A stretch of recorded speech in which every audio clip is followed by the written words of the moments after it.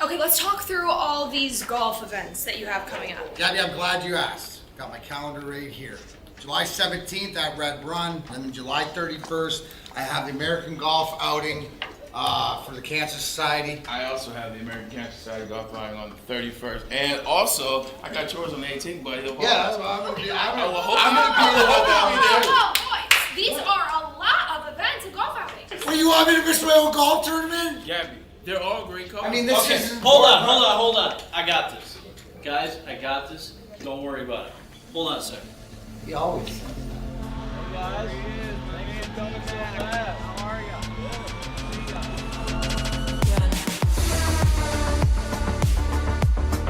Remember the guys from Randy Wise, right? Sir.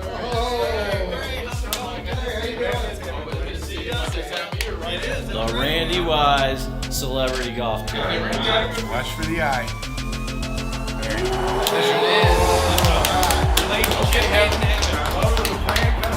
Stay tuned. It's the Randy Wise Celebrity Golf Tour. Some of the biggest names in Michigan sports, and some, well, not so much. Brought to you in part by Premier Security Solutions, Fairway Packing Company, and Swiss Insurance. Watch episodes at woodwardsports.com. Yo, what's going on, everybody? Welcome back to another episode of Big D Energy right here on the Woodward Sports Network. My name is Neal. Ruhl, Sam Flannel in for D-Mac. D-Mac's back tomorrow, right? As far as I know. Okay, that's what I was told. So we do have that, but good to have Flannel back here on the desk. So you know what that means? BMG, Big Mike Gentry. He's got his Tigers jersey on. He's ready to go. Miguel Cabrera, respect, BMG. Spencer Raxter here in the house as well. All of you in the woodwardsports.com chat thread as well. Shout out to Peyton, another member of the Woodward crew. Appreciate you jumping in, and subscribe to the Big D Energy podcast, wherever you get your podcasts, iTunes, Spotify, Spreaker. So you subscribe to the podcast. What do you do next, Spencer? 5-star. 5-star review that thing. Here's the review, everybody. And you guys have been doing a great job with this. My favorite one I saw was Neal does what he does. D-Mac's a legend. Sam Flannel sucks. That's my favorite one. It's not my favorite one, but you know what? As long as you give it a 5-star, I'm not even gonna be mad at you for that. Thank you for watching. Yes. You know what? You know how I like to weave in like regular day life kind of in the opens as everybody gets together and gets their bearings. Sam Flannel and I had a discussion yesterday, and yes, we'll talk about the Tig. I was told it's a huge win to snap a 9-game losing streak, but whatever. I digress. Paul Thomas in the WoodwardSports.com chat thread. People are going to short circuit when Neal says Joker is the best ever, and you know he is the most efficient player ever. That is inarguable. You can check the math. Flannel gets caught up in the romanticism of it all. Like that's Flannel. But the math, the efficiency, he is the most efficient player to ever live. Sure. Flannel. Yeah. And he's going to get credit for it. I said after last night's win that he is definitely a top 15 of all-time player if he retired today. And that's factual. One of the best centers to ever live, had an all-time great NBA Finals performance. That is all true. All of it. But somehow it's going to be misconstrued as hate. And I'm not quite sure how. But it'll come. Okay. Still not better than Anthony Davis, though, right? Oh, he's better than Anthony Davis. I said yesterday. Okay. Can we review the tape? All right, I just want to make sure. Jack Harrington says, worst trivia segment ever on the morning show. Can anybody confirm? I think it was the best trivia segment because I won. Yes, I am pulling double duty today. I was on the morning show, and I did beat Jeff Iafredi in trivia. It was close, that's not though. hard to do. That's a man that has no integrity. Now, Jeff Iafredi actually got a few correct that I missed, and people were surprised about that. Yeah, you know what he doesn't get correct? Relationships. Friendships. He's a very work colleagues. He is a very fine morning Woodward show host. Yep. And my friend Jeff Oh, Iafredi. be careful. Right. He'll do me wrong, too. Yeah. Never make plans with him. Because you know who he's going to choose He's going to every choose time. everybody else. Everybody else other than you, because you're just a work colleague. Remember that. What? What's the problem? No. Oh, man. It's good stuff. No, it is good stuff. I did hear this on the way in this morning. Dan Wood says Neal is pro Jokic. Sam isn't, so it'll be interesting and most likely loud. Not anti-Jokic. Not even a little bit anti-Jokic. Sounds like you are. I am not anti-Jokic. You know what? And this is probably going to make your head explode and the people's head explode in the chat, but I think this is completely fair. Nikola Jokic's resume and Giannis Antetokounmpo's resume, they're basically the same. They're two, I would say, top 15 players of all time. Both have 2 MVPs, both have a Finals MVP. One has a Defensive Player of the Year, but one is definitely not the passer that the other is. Obviously, that Jokic is a better passer. Antetokounmpo is the Defensive Player of the Year. So I think they're both, in terms of up-and-coming players or players who aren't like LeBron or KD or whatever, they're definitely the ones that have the best basketball legacies right now in terms of active players. Actually, you can argue that both of them have better active resumes than KD right now. You could argue that. That is What true. about Steph Curry? Well, okay, all right. You know what? That's actually a great point. Steph Curry falls into the category of the LeBrons, sort of like the aging players. Steph Curry, I think, he's number 11 all time, and I got Jokic and Antetokounmpo around like the 14, 15, in like the 13 to 15 area. Okay. But Nikola Jokic, I mean, when you win a Finals MVP in that dominant of a fashion, averaging 30, 14, and 7 on 58% shooting and 42% from 3, that's an all-time great Finals performance. My son just texted me, and he's giving me Jamal Murray stats and stuff like that. He's like, hey, Dad, is he still the problem? Look, I ended up being right. Was I not right in my assessment? My assessment of Jamal Murray was this. He has to play well for them to win a championship. Yeah. That's what I said the whole time. I never said he's not capable of doing it. I never said he stunk. I never said he was mid. I never said any of that stuff. I said in order for them to win a championship, because you know what you're getting from Jokic. Sure. Every single night you're getting that. The difference will be because of Jamal Murray and the evolution of the roster around him. That's another undersold reason why they are champions. KCP, Bruce Brown, and Porter to some degree as well. I was about to say KCP and Porter in the finals, not so much, but to get them there, absolutely. To get them there, absolutely. And that's what it was. So I'm happy for Jokic. And yes, guys, look, let's just come full circle on this about the Jokic thing. There is a lot of basketball geek in me and a lot of geekiness that is associated with it. But as you know, math is on my side. When you look at player efficiency and everything that he's done, it's on my side. The little things that Jokic does, I love this, and you guys are going to be like, wow, what a dork. When he inbounds the basketball, to increase the pace of the possession, when he inbounds a basketball, he even throws a lead pass on an inbound pass after a made basket. It's incredible. I've never seen anybody.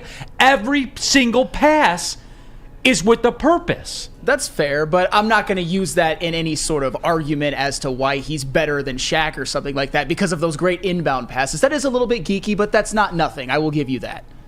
LFG says Sam embraces geekiness. Of course I do. I'm a basketball geek myself. I come up with some of the geekiest stats there is. Trust me. I don't necessarily hate that assessment. I just... he's the best passing big man ever. He's one of the best passers in NBA history already. I will gladly grant you that. All right, here's one for you, too. Jonesy5182 says, honest question. Are we worried that arguably the two best players in the NBA, Jokic and Giannis, are not from America? And Jonesy, let me tell you this. This day has been coming for a very long time. And I would argue... 4 of the top 5. Yeah, and I would argue this. Like, if you go across the board... Who are the best baseball players? Shohei. Yeah, Shohei, Acuna. Yeah. You know what I'm saying? Mike Trout's still up there, I guess, but Julio Rodriguez, guys like that. Yeah. This day has been coming for a long time. I kind of weave this, Jonesy, and good question, by the way, and this is going to take a few minutes to answer. I kind of weave this into the reason why America will never be a world player in soccer. I'm talking about like World Cup championships, because it's the same kind of reason. Youth sports in America has become such a for-profit corporate monster. We've consumed ourselves, Jonesy. Like that is the way that it is now. youth sports are a professional money-making business to the tune of billions of dollars per year. To whereas when you look at other places, and again, the soccer comparison is here. When you go to Brazil or Italy or those places, it's a national system that's structured. They go get youth players and they put them into their system, and the coaches, they have very, very good coaches that coach U10, U12, U14 that they pay a lot of money to teach a system that these kids grow up playing their system, as opposed to basketball. Like AAU basketball, and this isn't like just a rant against AAU sports. Here's the deal. In America, we confuse winning trophies with player development. That's what we do in America. AAU coach won the tournament, right? So obviously he's developing players. But here's the deal. Like when they go to these AAU tournaments, say, you have, Mikey Smith, and he's a great point guard, tons of talent, blessed by God, dominant right hand. What's he do when it gets all down to it? Goes to his right hand, and nobody can stay with it. Mm-hmm. Until you get to a level where people can stay with it. And in the meantime, Mikey Smith, has he ever developed a left hand? Mm-hmm. No, he hasn't. He's just gone to what works so they can win the trophy.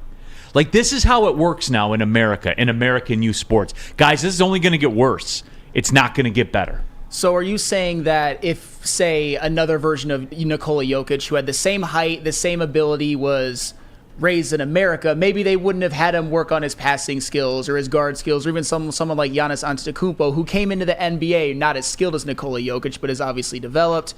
He was like a skinny kid coming in, but was obviously turned into a physical freak.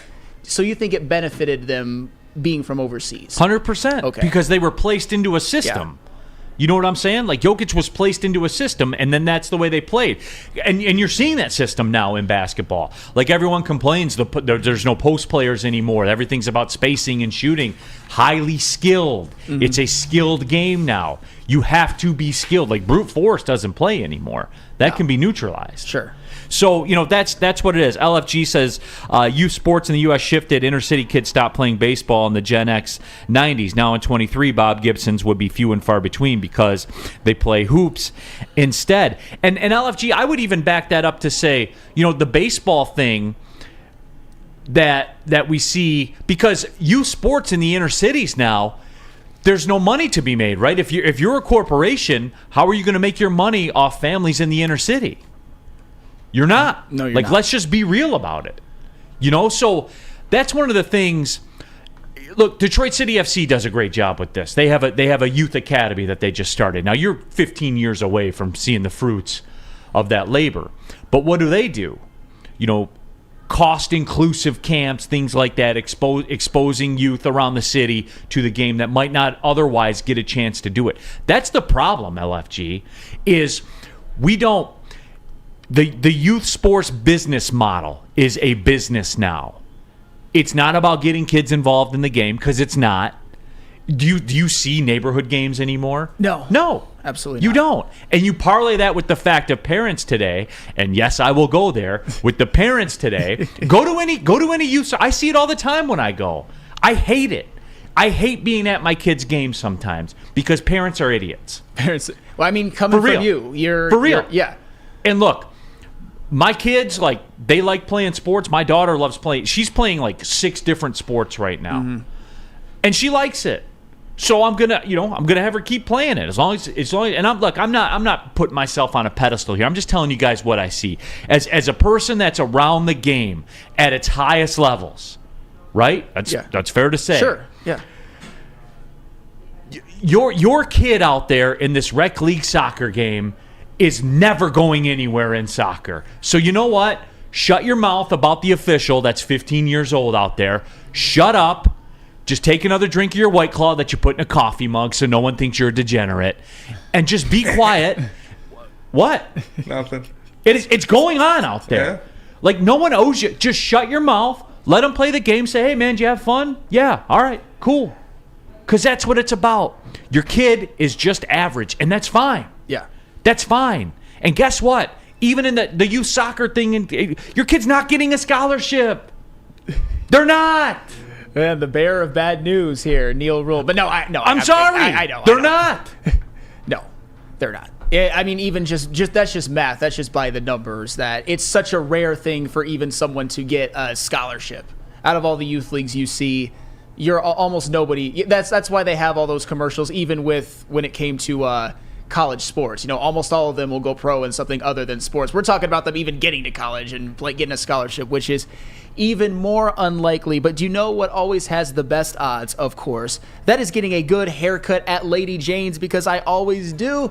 All those stylists have me looking very, very fly every day. And this is Lady Jane's read number 2 for me for the day. And how would you like to win a new vehicle for you and a friend? That's right, a new car for you and your wife, girlfriend, or best bud.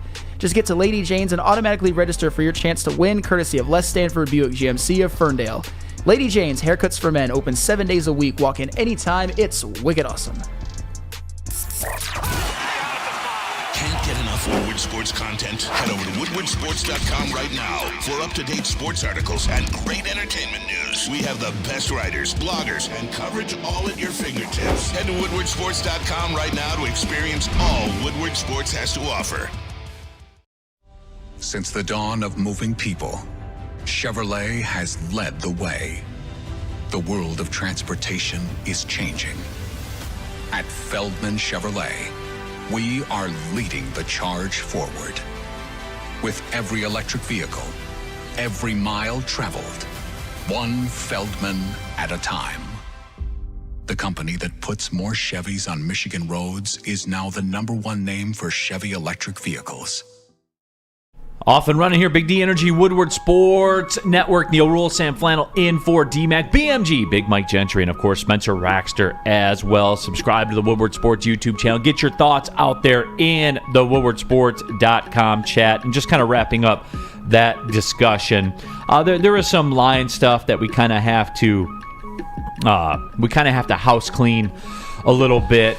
But we got a Michigan topic coming up later in the show too. A little Michigan football. Can't wait. Yeah, I know you can't wait. You live for this, man. Ransom in the woodwardsports.com chat thread says, I live in the city of Saginaw and the inner city grassroots development is just not there. Of course not. Look, this is a whole nother social dynamic to get talking about. But I think we've shown the propensity that we're not willing to invest in the inner city, be it, little things like street lights, trash services, stuff Public like schools. that. Public schools. Yeah, it's really wild, isn't it? I think we've got a proven track record that we're reluctant to invest in the inner cities for whatever reason. I don't know what those reasons could be. Maybe somebody smarter than me can figure it out. I help coach soccer for a high school, and they have no foundational skills, right? And again, this isn't old man yelling at clouds. Kids don't play in the neighborhood anymore. Everything's, and there is no magic bullet thing with this either. I've long said, as parents, we're working more than we've ever worked before. When I was a kid, way back in the day, when I was a kid, my dad worked 8:30 to 5. He was home at 5:15, like every single day. It was the same. Every day. We work more than we've ever worked before. BMG, you're a parent. You see what I'm saying? Are you home at 5:15 every day and leave for work at 8? Every day. Every day. It changes all the time, man. You know what I'm saying? It's extra, and that's part of it too. It's all together, everybody. And I don't have the answers. I don't. If I did, I would go into that genre. But I don't. So that's that's part of the problem, and you're just going to see this continue because skill development is something that is taught more over in Europe, all around the world, other than here, Flannel, because we're about our kids winning a trophy and then putting it on our social media. Then, one of the end results of that is two of the last 3 finals MVPs are Giannis Antetokounmpo and Nikola Jokic, and 2 of the most dominant finals MVP performances ever. And then sandwiched in between is Steph Curry, who's obviously a veteran, one of the best players of all time. So, and moving and just kind of a look ahead to the NBA, it looks like Giannis and Nikola Jokic could be facing off with each other for a long, long time because there are a lot of question marks amongst a lot of NBA teams. Yeah. Doug Durkee says if you're not playing AAU by the time you're 10, you have no chance of going any further than travel sports, maybe a walk-on in college. And that's the problem, too. Look, Spenny, the NBA draft. Mm-hmm. What's the overwhelming majority of the first top 10 picks from America? They were all like on the same AAU teams, and they all played, in the G League and stuff like that. What don't they do well? Facilitate. Shoot the ball. Yeah. They're not good shooters. That's what I keep hearing, right? Yeah, they're all, a lot of them are just great athletes. Like, that's what it is. Because in AAU, when it's all down to it, just take it to the hole. Just take it to the hole. Mm-hmm. Like, and you're not running an offense or doing anything like that. That's the reason why Jokic, if you look at what they do, they are. I know it's an Americanized European brand of basketball, but make no mistake, it's rooted in European basketball. Yeah, and the amount of open looks that offense generates and Nikola Jokic generates, and even in this series, Jamal Murray has facilitated for others. It was honestly, it was beautiful to watch. And Nikola Jokic, even in last night's game when he only had 4 assists, there were a lot of Michael Porter, Bruce Brown clanging open looks. So he could have definitely had a lot more. It's a better, more effective brand of basketball, at least right now, and in general. Dave Schultz says this. And Dave, I'm glad that you got this. And look, I didn't mean for this to become like a big talking point, but it seems like it's striking a chord with a lot of people. It does seem like it's relevant. And Dave, I'm actually battling this with my kids right now. Another problem is that kids try to emulate superstars without putting in the work. They don't understand that Messi worked on that fake for hundreds of hours before doing it on the pitch. And Dave, you're 100% right, because that is a battle I'm fighting with my kids right now. Like, Cristiano is big into jiu-jitsu and does tournaments and stuff like that. Mm-hmm. Had some success. To me, kind of feeling himself a little bit right now. Yeah. Which is cool. But I keep trying to tell him, like, when we watch on Saturday night and the pirated stream's not buffering. Hell yeah. I tell him, I'm like, all those dudes are talented. Mm-hmm. Those guys that are fighting each other are all talented. That's how they're there. Yeah. Like, what separates? It's like what D-Mac always says, they told him, Joe Kosher told him, you got to do one thing better than everybody else in the world if you want to make it at this level. Right. And again, we always tell that story. D-Mac's 55 goal scorer in the OHL, one of the best junior hockey leagues in the world. And didn't matter. He made it as a grinder. Now, Sam Flannel's a little bit flippant with the disrespect, but it all remains the same. But no, Dave, I feel you on that. Like, the concept of the work. It's just, that's another thing that people don't understand about these guys. They live this. Yeah. They live it. Guys at Oakland, right? Blake Lampman, who's like a shooter for Oakland. Yeah. Great kid, love him. Mid-30s, three-point shooter. Lives at Travis Bader. Tens of thousands of shots. His fingers bled. Mm-hmm. He shot like people say, he shot the blood out of the ball. He shot till his fingers bled. You know what I'm saying? Like, you live this stuff, man. It's not a gram reel or anything like that, man. Like, they live it. So yeah, stuff they do behind the scenes, you'll never realize. You'll never know. And if you were told all the work that they had to put in, if you were told you had to do all that work to be great at something, you would almost reconsider, because it's a lot of grind. I mean, look at even a guy like Giannis Antetokounmpo. He didn't come into the NBA as a superstar. He had some lean years, and now he's one of the best players in all of the NBA. And even Jokic coming right in, he wasn't a superstar, but now he's the best player in the world. Put in a lot of work.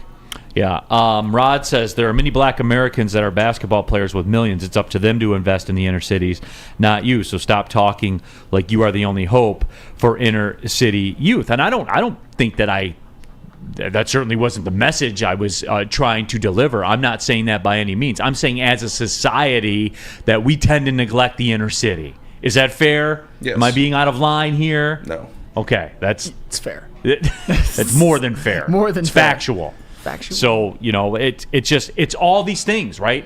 It's like everything else. We want a magical fix to everything, but in reality, there are many, many layers that go into making the problem the problem. Absolutely. It's not it's not when I forget to pick up my clothes on the floor that makes my wife fly off the handle. You know what I'm saying? Yeah. It's that, I didn't run the dishwasher, parlayed with not picking up the clothes, parlayed, you know what I'm saying? Like, it's yes. that. Yes. You don't know yet. You're still a newlywed. I know some things. I'm almost a year in. I'm coming up on a year in October. That's crazy. It is crazy. Doesn't it seem like it just happened? Yeah. Yeah. I remember those pictures just popping up around the office like it was yesterday. Yep, there it is. We can see that. That's they're all over the office, and they still are. It was a great day. I have a great life and a great marriage, but of course there are always challenges, as you know, Neal Ruhl. Catspot says cities spend far less money on rural communities, including on education. It's wasted. Cats, the only money we waste in the rural communities is the road spending. That is. Like, it's all spaced out, and, like, look, we need to spend more money where more cars travel on the road. That's another little thing I picked up. Just digging around because... I'm big on the roads. Just that magical line when you cross into Ohio, and all of a sudden all the roads are magical, and they're clouds, lined clouds that you get to drive on. No, it's a problem. It's a problem everywhere. There is no question about it. You are not wrong about that. But we do spend too much money on rural roads. I will say that. Fair enough. People won't like my plan for that. Toll booth it. Oh, on rural roads. Once you get north of the Zilwaukee Bridge all the way up to the Mackinac Bridge, toll booth it. If you're going up north to hang out at your cottage and stuff, you can afford $7 to drive on the expressway. Yeah, you go to California, you can tell it works. Roads out there, nice. Ohio. I remember I was driving. We went to Orange County, and we were staying at my boy Stash's uncle's place, and he was like, "Be careful out there. There's some potholes that'll swallow your car." Didn't see a single pothole. I was like, yeah. You got to take a trip down Mound one more time before you say that. You could disappear going down that road, and no one would ever know. No one would ever know what happened. And look, I know that was a mistake on my part. I know, like, the WoodwardSports.com chat thread's going to go down a wormhole. So here's what we're going to do. We'll go to the break, and we come back. I got some Lion stuff to get to, though. I do appreciate everybody kind of, great discussion, though, Dave. Great question that really, I always say, you guys program the show sometimes. You guys did a great job there. Yeah, and if you want to chill out a little bit, there's a place you can go to help you deal with that, and that is, of course, Dispo. You can join us and the Dispo family live at their Hazel Park location on June 23rd for Ermanni and Edwards and the Woodward Heavyweights from 2 p.m. to 7 p.m. Come prepared as Dispo Dispensary takes your cannabis experience to new heights. Located at 634 West 9 Mile Road, Hazel Park, Michigan. See you there for Ermanni and Edwards with Maz and the Heavies live June 23rd at Dispo Dispensary, your local cannabis plug. Love Woodward Sports? Love wearing clothes? Then you should be wearing Woodward Sports clothes. Check out our full line of merch at woodwardsports.com. Just click on shop. We have all your favorite designs, like Dan Campbell kneecaps, Woodward golf, and of course, our own logoed out merchandise. Men, women, infants, kids all love Woodward Sports. Impress your friends. Impress your boss. Impress your dog. Buy Woodward Sports merch today.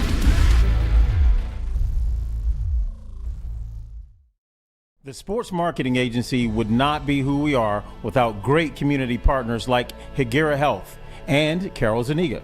It's an awesome opportunity to partner with your organization. Higuera Health is a comprehensive behavioral health organization. We serve children through older adults with mental health, substance use, and developmental disabilities across Western Wayne counties, and really excited to now be in downriver communities as well. Give us a call at 734-458-4601.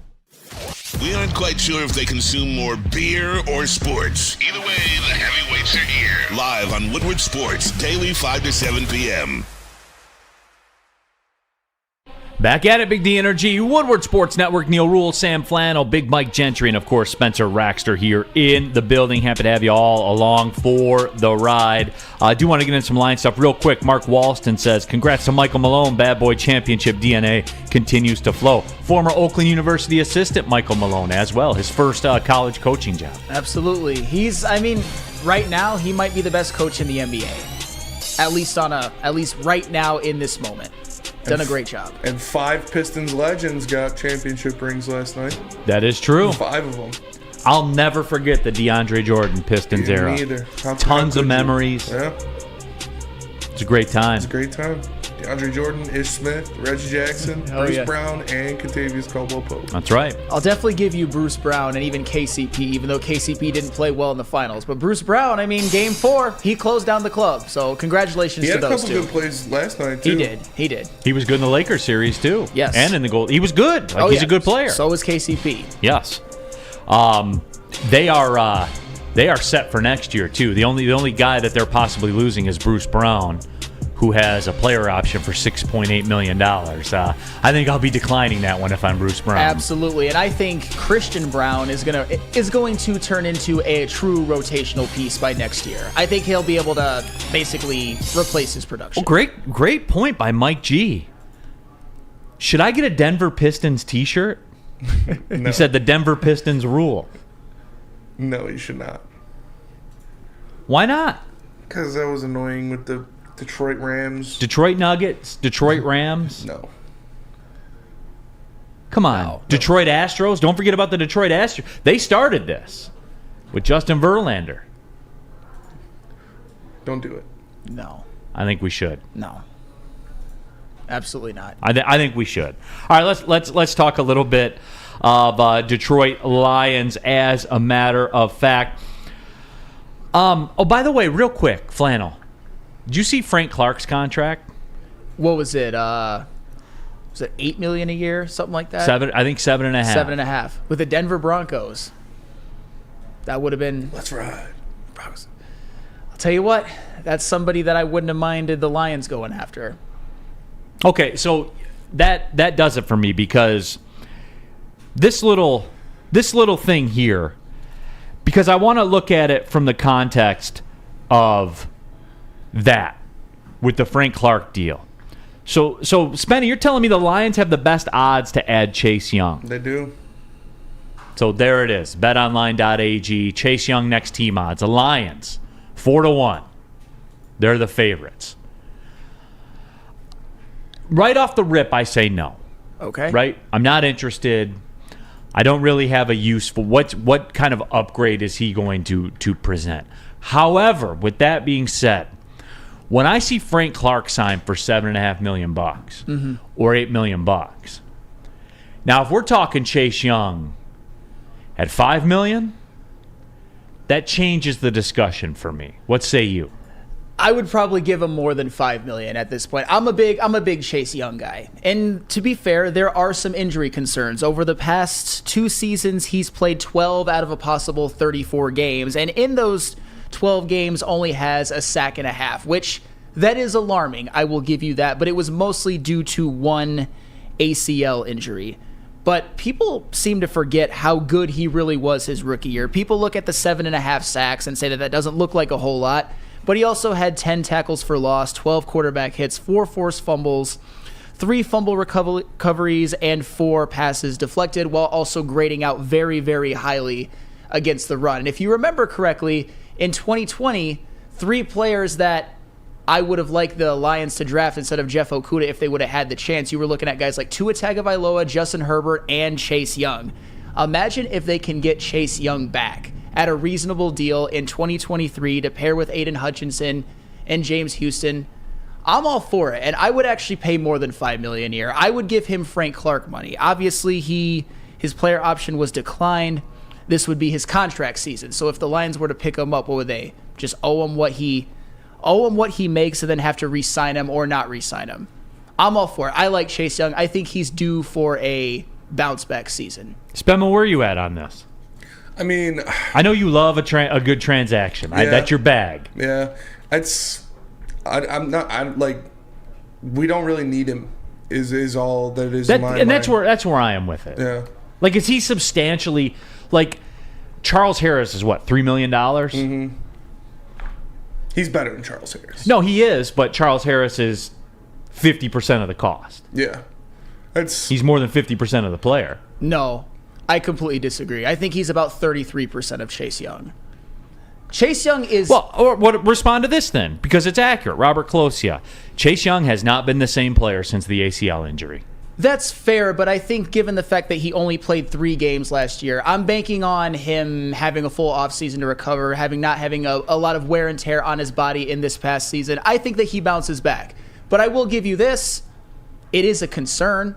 I just love Chase Young's potential, at least at his high end. I think Chase Young has the potential to still be one of the best defensive ends in all of the NFL. If you remember correctly, when Chase Young was coming out, I think he was a better prospect than the Bosa brothers were. He was. He absolutely was. He is the freak of nature defensive end to the extreme. And he had a damn good rookie year. He's just had injury issues. He is the perfect candidate for a bounce back. He's just too talented to be kept down for that long. I share Colosia's sentiment. I haven't seen it since the injury. I haven't seen it. That's fair.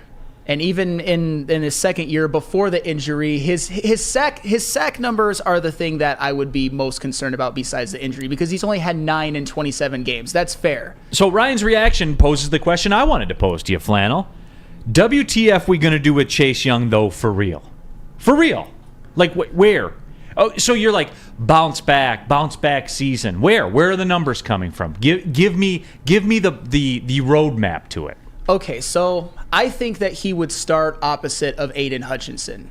I think that they could form one of the greatest pass rushing duos in the upcoming years in the NFL. And then James Houston, I don't know if he's ever going to be an every down edge rusher. He might be more of a pass rush specialist. I think that with Chase Young and Aiden Hutchinson, both what they do rushing the passer and what they do against the run, which they both grade very highly at. Even in Chase Young's injury-plagued years, he still graded very highly against the run. I just think it helps this defense. Even if Chase Young doesn't put up those astronomical numbers, I still think he'll give you consistent pressure, maybe 8 to 10 sacks at least, and he will be an upgrade against the run. I mean, do we really trust that the Okwara do we really want them to be starters? Do we really want them to play heavy amount of snaps over a Chase Young or a John Kaminsky or an Isaiah Buggs? I get that they're cheaper, but I'm just saying. Like the Okwara thing, aren't we asking the same questions about Chase Young that we ask about the Okwaras? It's literally the same. Well, but Chase Young, I think, has proved more than at least Julian Okwara for sure. Romeo Okwara at least had a 10-sack season, but he wasn't the player that Chase Young was when Chase Young was healthy. Look at all of the numbers. Look at all of the... That's a long time ago, man. That's 2020. That's not that long ago. But he was great. He was on his way to being great. But he's not. And I honestly think that the Washington Commanders were foolish for not picking up his 5th-year option. He's just too talented. I think it'd be a gift for someone else to have him. Just real quick, since it's kind of germane, I love that word, germane Yes. to the conversation. Frank Clark's 1-year contract has a $5.5 million base salary, a $500,000 incentive for 60% of the snaps, and the team wins 6 games, or he gets 6 sacks. $500K more for 8 sacks, $500K more for 10 sacks, $500K more for 12 sacks. So that you talk about like prove it deals, and that's wild to me because Frank Clark doesn't need to prove anything to anybody. Like, dude's a dog, man. He is a dog. He is a dog, and he's definitely going to help the Denver Broncos. Although, to be fair, Frank Clark, a lot of his value was in the postseason. He's still been a damn good regular season edge rusher. But I think I'm a big Chase Young guy. I want to see him back and healthy and playing well. And I think if you can get him at a discount, he is a bit of a depreciating asset right now. I think he would be the perfect buy low, see what he does this year, and then see if you want to re-sign him. So you're with Catspot 9000, who says Young is much better than Frank Clark. so you're in that school then, because I don't see that, man. I don't know if Chase Young is necessarily better than Frank Clark right now, but Chase Young. Then why are you going to pay him more? Because Chase Young has a lot of good years left. You would presume Does if he stays healthy. I mean, we don't necessarily know, but he would only be in year 4. Frank Clark, I think, is a little bit on the downswing of his career. And look, guys, before you get all caught up like Catspot, before you get all caught up in this is how economics work, right? Is Frank Clark a better player than Chase Young? Yes, he's had a better career. Oh, it's definitely had a better career. Yeah. Okay. I think Chase Young has more upside. Agreed. Okay, so Frank Clark, who's actually done things, I don't have to hear about the what ifs, and he was on track to do this, right around the time COVID started. Like that's what it is. Yeah. Am I wrong? No. No, but he was Defensive Rookie of the Year. He did have a great rookie season. ACL ago, he was. I understand that, but you can't act like he's never done anything. And people do heal from ACL injuries all the time. Obviously, Chase Young has had some issues with it, but I'm banking on the fact that since he only played 3 games in 2022, obviously he had some issues recovering. He got a lot of rest. And I still think the Washington Commanders are fools for letting Chase Young, for not picking up his option. Catspot also said Young was the best defensive player in all of college football, and he's the best defensive player in the history of Ohio State. I would lean Nick Bosa. Ooh, I'll tell you, I don't know, though. Chase Young at Ohio State was insane. Obviously, Nick Bosa has had a much better pro career so far, and I don't think Chase Young will ever reach those heights, but Chase Young at Ohio State was something else. So defend yourself here, because answer 14 says Flannel is crystal ball predicting now. A lot of signing players is crystal ball predicting. And if the Lions were to sign him and he stays injured and never quite recovers, then it will be bad. But I don't think it will cost them a lot. Pete Smith says, Neal, what about Andy Katzenmoyer? No idea. Who's Andy Katzenmoyer? You don't know the Ohio State legend, Andy Katzenmoyer? I do not. For real? For real. You got to YouTube it one night when you're sitting there at the crib. What was he? Legend. Linebacker. Oh. What about Spielman? In that mold. Okay. People loved him. He was beloved. He was absolutely beloved. So, yeah, it's just for me, I'm not interested unless it's going to be at that $5 million because I have more belief in Frank Clark than I do in Chase Young. And if Frank Clark is a $5.5 million base, Chase Young ain't that. Well, Chase Young also, like Spenny said, has much greater upside. And I'll tell you what, if Chase Young is a $5 million a year player, I will do backflips. I will run to wherever he's at and sign him immediately. Because I think Chase Young I don't hate that. I think he will blow away that contract with his performance. I have a lot of faith in him because I actually saw it in 2020. It's not like just this mythical thing. He was great. Or he was at least on track to be great. Fair. Hey, Corey Berry, I got a 4-point in bowling at MSU, so don't knock the bowling class. It's easy credits. There you go. Underwater basket weaving, too. I had 3 gym classes my senior year of high school. Mm-hmm. That's what it's all about. It is what it's all about. Just like in home security, Guardian Alarm is what it's all about. Absolutely, and it's a new year. Let Guardian Alarm offer you customized solutions from real experts. Our professional technicians take the time to recommend security and automation solutions specific to your needs. 24/7 professional monitoring. Call us anytime, day or night, and know that a Guardian team member will stay on the phone as long as needed. Technology backed by people. Your safety and security deserve technology that's been proven to work and people who have been proven to care. Call 1-800-STAY-OUT. That's 1-800-STAY-OUT. Guardian Alarm, your local security experts. We don't like to brag that we are the toughest sports network in Detroit, but we do have a guy named Darren McCarty on our side. Woodward Sports. Introducing the Planet Fitness Guide to getting that post-workout glow. Step 1. What's your why? More epic energy? Better sleep? Blow off steam? Step 2. Join Planet Fitness for just $10 a month and get moving in our clean and spacious clubs. Step 3. Bask in that post-workout glow. Join Planet Fitness today for just $10 a month. Join today at any of the 50-plus Detroit area locations. A ton of fun, a ton of sports, and a ton of man-meat. Welcome to the Woodward Heavyweights, live daily 5 to 7 p.m. on Woodward Sports. Back at it, Big D Energy, Woodward Sports Network. Neal Ruhl, Sam Flannel, in for Darren McCarty, BMG, Big Mike Gentry, Spencer Raxter, who doesn't know who Andy Katzenmoyer was. It was before his time, so we got to be fair. We forget how young Spenmo is a lot of the time. So I cut people a pass in that regard. It wasn't his generation of college football. He'll research it though. He'll do his due diligence, and we need a book report on Andy Katzenmoyer. What is today? Tuesday? It's due Friday. Sounds good. Due Friday. So I'll have ChatGPT do it Thursday night. There you go. All right. Oh, Cristiano, is that you? It's what. If he would just spend as much time doing the stuff as he spent trying to figure ways to get out of it, he'd be done. Hey, catch or ChatGPT. I said Cats GBT. It's the same thing. ChatGPT's the shit. We had to write a short story about Sam Flannel being a murderer, and it was pretty gripping. Was it really? Yeah, it was pretty cool. It's all right. It's a complete work of fiction, or is it? Or is it? You guys, you know what you should have done? You should have had me narrate that. That would be cool. Yeah.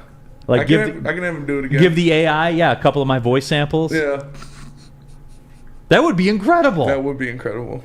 We could play excerpts of it on the show.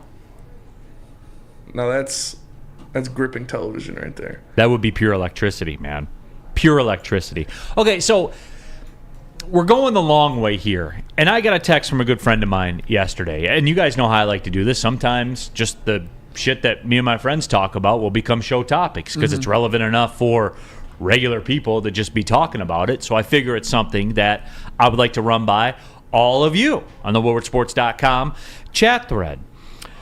I got a text from my buddy, and he asked me about Chase Young, as a matter of fact, what my thoughts were, and I just gave you my thoughts on it. But then asked about, I feel as though the Lions might need another edge rusher and might need an addition to the wide receiver room, and they have cap space. He said, do you feel like Brad Holmes is being too complacent? And I was like, no. But I understand that I work in a different stratosphere than a lot of people do, because I know what's on the horizon for the Detroit Lions as well, with, as you work your way through rookie contracts, the Jared Goff situation, all of that.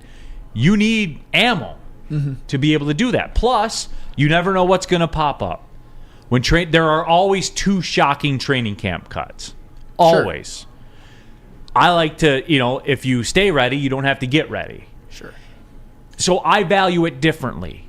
So I said, no, I'm not worried about Brad Holmes being complacent. You get that at all? You getting that feeling at all? I mean, I know it's a lot to ask the people to do a 180 and say, well, I have something to be critical about of Brad Holmes right now, but be real with me. I don't think you can say that he's being complacent in any way, shape, or form. I mean, both things can be true. I would love for the Lions to pursue Chase Young, but even if they don't, it wouldn't bother me to the point where I'm like, Brad Holmes is being complacent.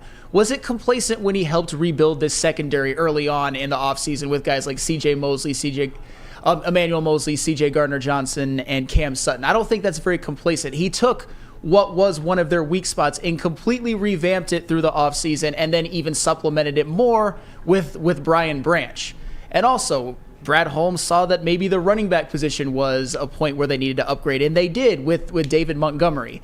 I understand that there might be a few small question marks, maybe the interior defensive line and wide receiver with Jamison Williams being out. They might not have a true number two, but at this point, with what Brad Holmes has already done through the draft, getting this to a point where it was a 9-win team last year and with division aspirations this year, what he's done deserves an A+, and there's no complacency at this point. I don't know how that word can really enter their vocabulary. Shouldn't you be grateful seeing what we've had before with guys like Bob Quinn and Martin Mayhew and Matt Millen? I just don't understand. Complacency and Brad Holmes should not be in the same stratosphere right now. Spem, what's your take on it, man? Because, again, you're a big transaction guy, which is cool. Most people are. Yeah. Do you feel complacency by him? No. I agree with what Sam said. He went out there and he added pieces that are going to help this team gratefully in the offseason. When you look at guys like not only the secondary members that Sam mentioned, but David Montgomery is a big sign. You add a guy like Marvin Jones to help fill the void of Jameson Williams being gone for the first 6 weeks of the season. So I don't think he's been complacent. I think he's waiting to see where the dominoes fall before he makes his next move, because he still has enough cap space to do that. No, and he does. And again, you guys know where I stand with it. I like the flexibility of being able to do whatever you want. If an opportunity presents itself, boom, you can strike, and you can strike harder than a lot of other teams can do right now. And again, look at the Chiefs. Now, they coming off a Super Bowl title? Yes, they are. Yes. So they're sitting in a different space right now. But they are pretty much maxed out. They're pretty much maxed out to the tune of it costing them Frank Clark, as we talked about. Like, think about that. Frank Clark just signed for a $5.5 million base. Sure. The Chiefs couldn't do it. The Chiefs couldn't do it, and they had to get rid of Orlando Brown as well. Fortunately, they've drafted so well recently that I don't think it will hurt them, and they obviously have like Patrick Mahomes, Kelsey, Creed Humphrey, Andy Reid, all that core. They're a completely different. They're completely separate. But if you were to say that Brad Holmes is being complacent, I think you would be operating from the assumption that he has unlimited cap space. I understand that the Detroit Lions, they had some. They had quite a bit more than they've had in a long time, but they used that for smart deals. Cam Sutton was spending smart money. CJ Gardner-Johnson was a prove-it deal for a cheaper average annual value than I think we thought we would get him for. And the same with Emmanuel Mosley, who when he played has been very, very good, although he's coming off of an injury. So Brad Holmes has done a lot with what he has had, and he's still not done. He's not necessarily done, but even right now, with the upgrades that have been added, with the draft picks that have been added over the last 3 years, we're thinking this is a division champion, and if they're not, it's a huge disappointment. And Brad Holmes built that. Honestly, get the F out of here with complacency. I think that's lunacy right now. What about the edge people? Because there are more than one that are in the WoodwardSports.com chat thread. Talk about, I think we need help at the edge. And somebody else brought up the fact, you look at James Houston, who's got more sacks than Chase Young in like 8 games. That's actually true. So you know what I'm saying? I mean, I don't see this, like this need for edge. And oh, by the way, Charles Harris is there. That had a 7-sack season for the Lions. Yeah, and like I said, I would be perfectly on board with the Lions going after Chase Young, but at the same time, I'm not going to use it as like a legacy stain on Brad Holmes if he doesn't. And I know Brandon Katz said Detroit could have drafted Jalen Carter, and I get that. I'm in that same camp that I probably would have done that same thing, and it could end up being a mistake. You never know. We'll have to see how it plays out. But at the same time, his passes have so outnumbered his fails. I don't even know if he has a fail at this point. Does he have a for sure fail? Levi maybe, but he's actually, I thought his career might be over with the injuries, and it looks like he might be playing. And even that being said, you can't hit them all. Yeah, and even with Levi, like, you're not shoveling dirt on the casket right now, right? Not yet. So it's too early to tell. No, I definitely. It's not an assembly line. You know, like the NFL draft is not an assembly line. Brad Holmes has made that about as close to an assembly line as you can, especially in Lions lore. Yeah. But still, even through that, yes. You know what I'm saying? I mean, his hit rate, I would be curious to stack it up since he's jumped on the scene, the hit rate versus every other team in the NFL. I haven't gone that deep into it. I would suspect, just off the top of my head, the Chiefs have to be in the debate. Like, they won a Super Bowl because of their draft. They did. I think they hit on 7 or 8 rookies last year. Yeah. Absolutely unbelievable. And that's why they're the Chiefs, and that's why Brett Veach is probably the best in the game right now. But Brad Holmes is coming because the hits that he's had, 7 starters for sure in the past 2 drafts previous to this past year, and then Jamison Williams, who is going to be a starter when he gets back from suspension. That's incredible. And guys who are going to end up, who are already stars, like Penei Sewell, Amon-Ra St. Brown, and guys that are for sure going to be stars like Aiden Hutchinson, and you'd presume maybe Kirby Joseph, James Houston, Malcolm Rodriguez, 1 or 2 of them will be stars. He's been excellent, not complacent at all. I want to address this in the WoodwardSports.com chat thread. I want to know what the deal is. John Fisher says, why does this show just try to make me mad and upset? I assume you're talking about Sam Flannel. What did I do? Which, if that's the case, then hey, John, I understand, man. I get it. But, in general, I don't feel as though I do anything to try to make people mad and upset. I'd like to hear what exactly made him mad and upset. I'm sure I said something, but that's all right. I'd like to know, so maybe I can correct myself. Rod says, you two and other shows take the easy way out by not having a call-in line so people can't debate you on your bullshit. Do the people a solid and get a call-in line. It will only help your show. Rod, here's the deal with the call-in stuff, man. It does not help the show. It doesn't. And Rod, this is going to sound very bad, but you know what? You've been pushing at it, so here we are. There's a reason that we have hosts up here. There's a reason. There's a reason that callers aren't hosts. Are there some? Yes, but they're unicorns. Good callers are hard to come by. Just like good show hosts are hard to come by. You did it. You started it by putting the camera on him when I said it. Don't give me that shit, Spema. You did this. All I did was play along. You know that. That's just a joke. Sam Flannel's a great host. 100%. My head nod was a joke too. You sure about that? No, I'm kidding. But Rod, that's why. Because 9 out of 10 callers suck. That's why. That's fair. Yeah, I mean, I'm not gonna confirm or deny 9 out of 10, but call-ins they sometimes disrupt the show flow, and some of you guys are really, really good. And hey, if you guys really want to, sometimes it's up to Neal Ruhl. Neal Ruhl is the quarterback of the show, and if he doesn't want call-ins, we're not going to have them. And the only way that we can have call-ins at this point, no disrespect to BMG, is if I'm in there, because BMG, of course, is the super sub. But you're the man, BMG. Super sub. That's my name. Do it all. Do it all. He has been doing it all lately.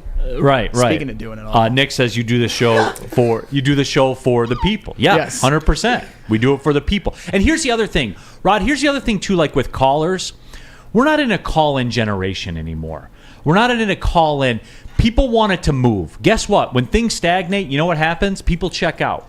And even though we don't really take calls, I've said this before about you. You're masterful with it with the woodwardsports.com chat. You make it look a lot easier than it actually is, but you 100%. manage to get a lot of people involved.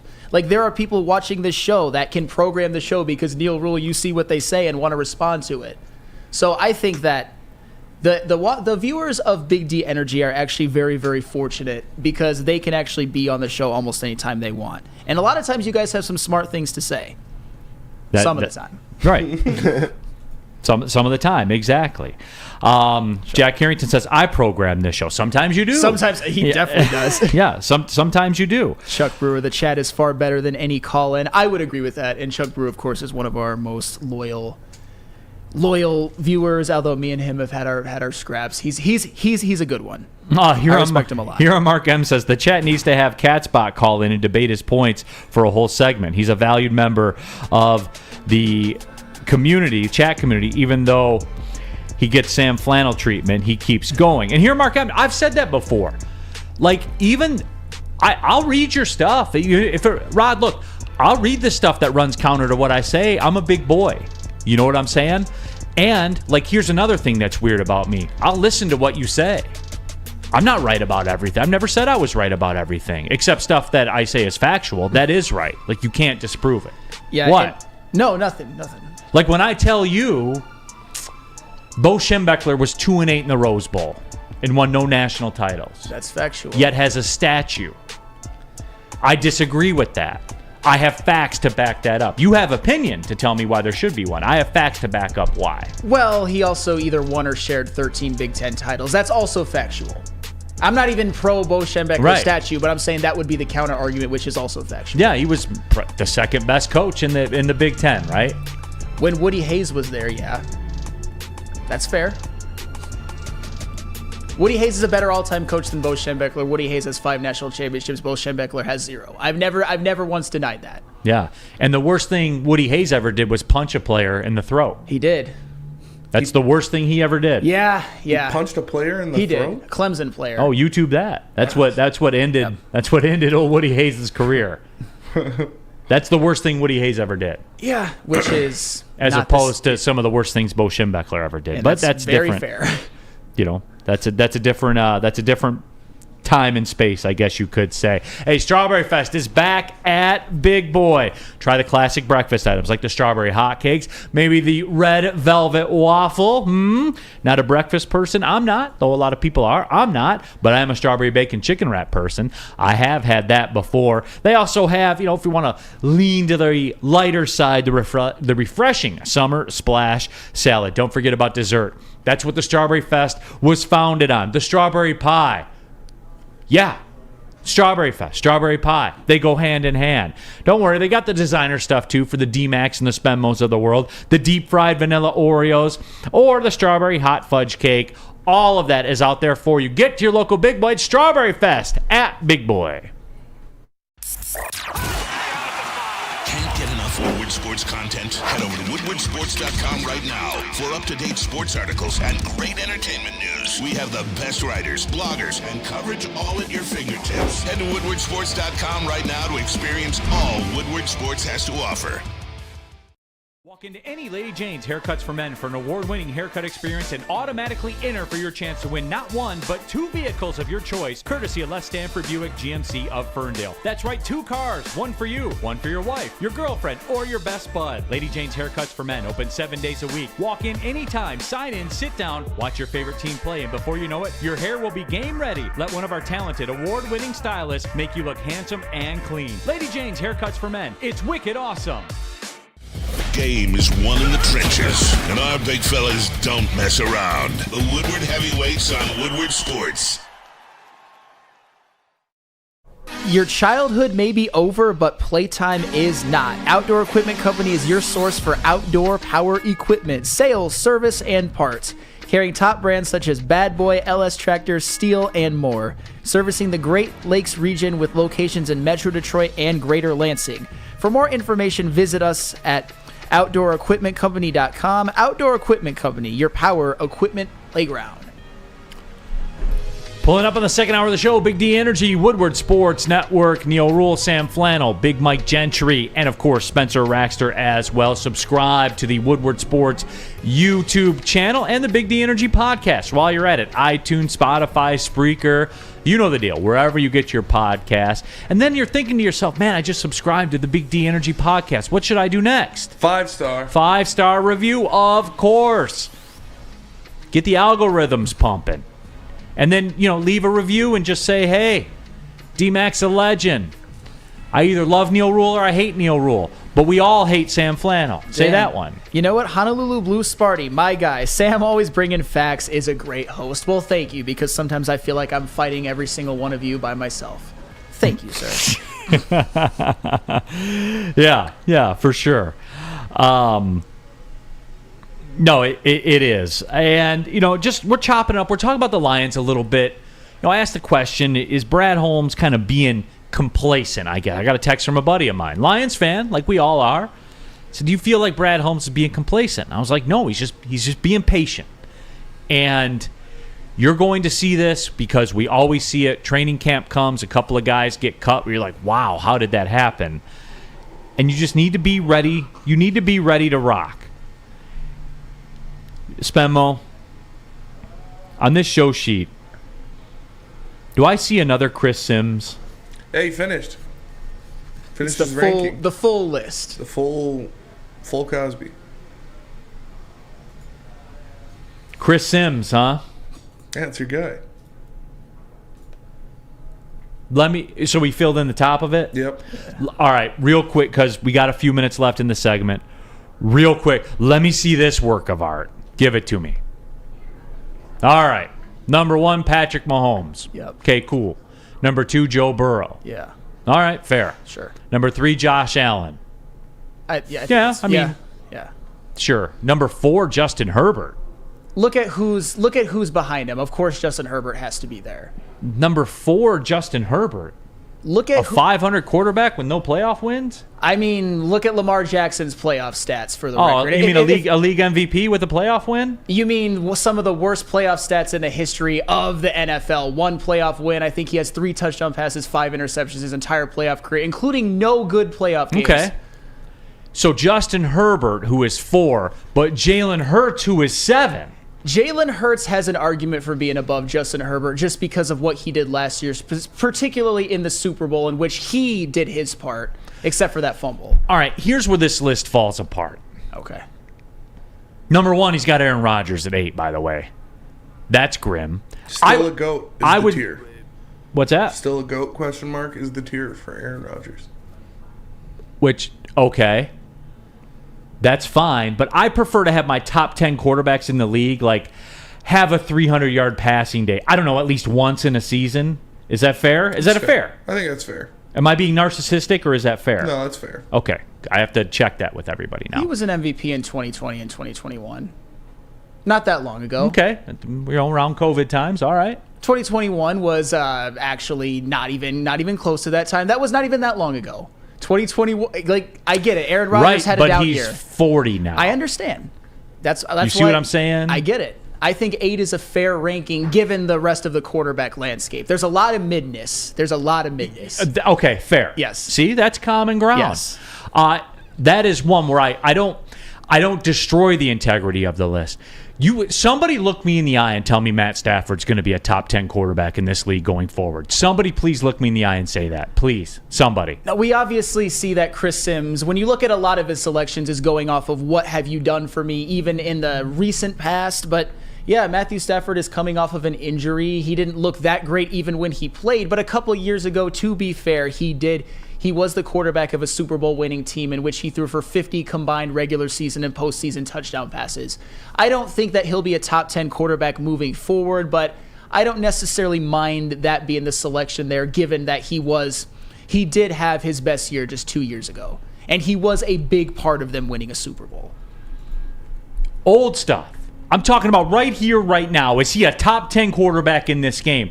No. Again, there's a lot of mid quarterbacks. That would be the one case. You look at the guy right behind him, Daniel Jones. I would put Daniel Jones way back, farther back than 11. I think Matthew Stafford being ranked ahead of him is just fine. Daniel Jones and his 15 touchdown passes. Fantasy. That guy. Rode him to a fantasy football championship because he had a rushing touchdown every week. He had like what, 7 or 8 every week. He had a very effective season with his legs. I will give you that. That was the first time the New York Giants really utilized him that way, because he is one of the more mobile quarterbacks in the NFL, and that is the Brian Daboll effect, I believe. He was effective. He's just not the 11th best quarterback moving forward. Jonesy, Tannehill over Goff. What the actual F? I agree with that. That is malfeasance at this point. And that's my point. Again, with this Chris Sims and the stuff that he does. There's a lot he's like the Catsbot of NFL media right now some of the time. At least, but Catsbot comes up with something good every now and then. Chris Sims never comes up with anything good. Tannehill over Goff. No, that is insane. End of story. Shut it down. And at this point, even having Goff at 17, if your criteria is what are you going to do next year, I mean, Jared Goff, when you look at the quarterbacks ahead of him, he had a better year last year than most of them in between 16 and 10 or 9. I don't have the list right in front of me right now, but I would say maybe he probably had a better year than every single one of them from 16 to 8, if I had to guess, just looking at the list. Can you pop the list up there one more time, Spenmo? For sure. No. Because I need to take a look at it one more time here. Yeah, like look at Ryan Tannehill, Geno Smith, definitely Russell Wilson. Geno Smith. Jared Goff 17. Spenmo 21's pretty wild too. What's that? Tua 21 is wild as well. I actually agree with that. But yeah, I was saying Jared Goff, he definitely had a better year than Ryan Tannehill. Him and Geno Smith were about the same, but I would probably take Jared Goff moving forward. Definitely better than Russell Wilson. Definitely better than Dak Prescott at least last year. Definitely better than Kirk Cousins at least last year. Daniel Jones, yes. Matthew Stafford and Deshaun. Yeah, so he was better last year than every single one of between 16 and 8. No doubt about it. He wasn't better than Jalen Hurts, but not many people were. Russell Wilson at 14. And by the way, I'm glad Russell Wilson was at the Nuggets game because that's the only championship he's going to be affiliated with in Denver. When you look back at Russell Wilson, well, what'd he do? Well, he was at the Nuggets game when they won the NBA title. That's as close as you're getting with that action figure hair. I'm shocked he wasn't doing calisthenics in the aisle during the commercial breaks between the games. He probably was. He probably was. Let me address this real quick in the WoodwardSports.com chat thread from Rod. Going back to the call-in line discussion. Rod says, if a call-in line isn't a good idea, then why does 97 Won the Ticket have one? Well, Rod, see, here's the deal with that. Why does 97 Won the Ticket have 25% less YouTube subscribers than we do, despite the fact they've had a 25-year head start on us, Rod? Oh, I don't know, because maybe, just maybe, Rod, we're doing something the way that most people want it, Rod. Maybe that's it, Rod. Yeah, maybe the Rod. fact maybe the fact that they're a 20-year head start on us and we chase them down digitally and dominate them digitally. Go look at what they're doing right now, Rod. Go see what's going on, Rod. Go look at the social media clips and the interaction and the viewership. Go to TikTok, Rod. See me talking about Javi Baez getting 102,000 views, Rod. Tell me about that, Rod. So I don't know. I don't know why 97 Won the Ticket does it, Rod. Safe to say this is working, Rod. You're here, aren't you, Rod? Why aren't you one of the 61 people watching 97.1 The Ticket right now? Rod. Why aren't you? Rod. You want to go talk about your favorite hamburger? Go do it there. Rod.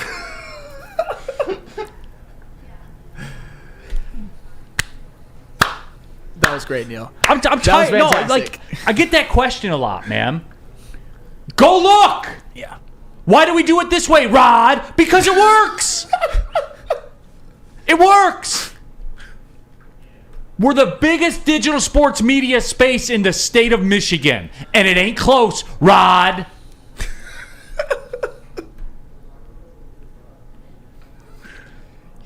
Any other questions, Rod? Well, if he has questions about where he can get insurance, I've got a good spot for him, and that, of course, is Swiss Insurance, because with the summer here, it's important to make sure you are properly covered, whether it's a grad party or just a group of people over to enjoy the lake or pool.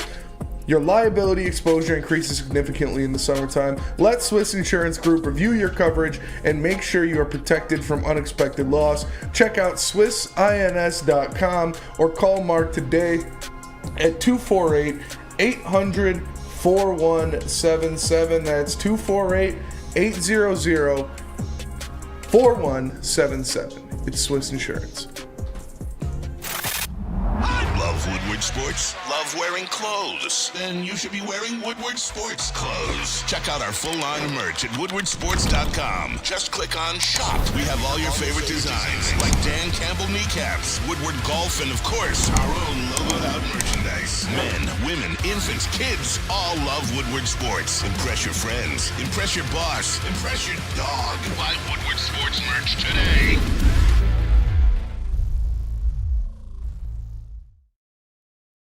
By now you know me, Christina Gennari, as the obvious choice in real estate. And you know my website, soldchristina.com, as your #1 resource for buying or selling your home. Myself, along with my amazing staff, pride ourselves on making your home buying and selling experience a relaxing and easy one. Come see why we are the obvious choice. Christina Gennari at soldchristina.com, the obvious choice in real estate.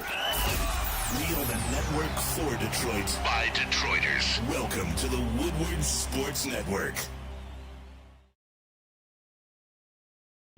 Back at it, Big D Energy, Woodward Sports Network, Neal Ruhl. We have Sam Flannel in for Darren McCarty, BMG, Big Mike Gentry, and of course, Spencer Raxter here in the building, and Rod in the WoodwardSports.com chat thread. Still, Rod, though, happy to have you, man. Appreciate you tapping in to the show and to the network. We appreciate it for sure. But yeah, just we have this in the show sheet. And we've done the Lion stuff to some degree, where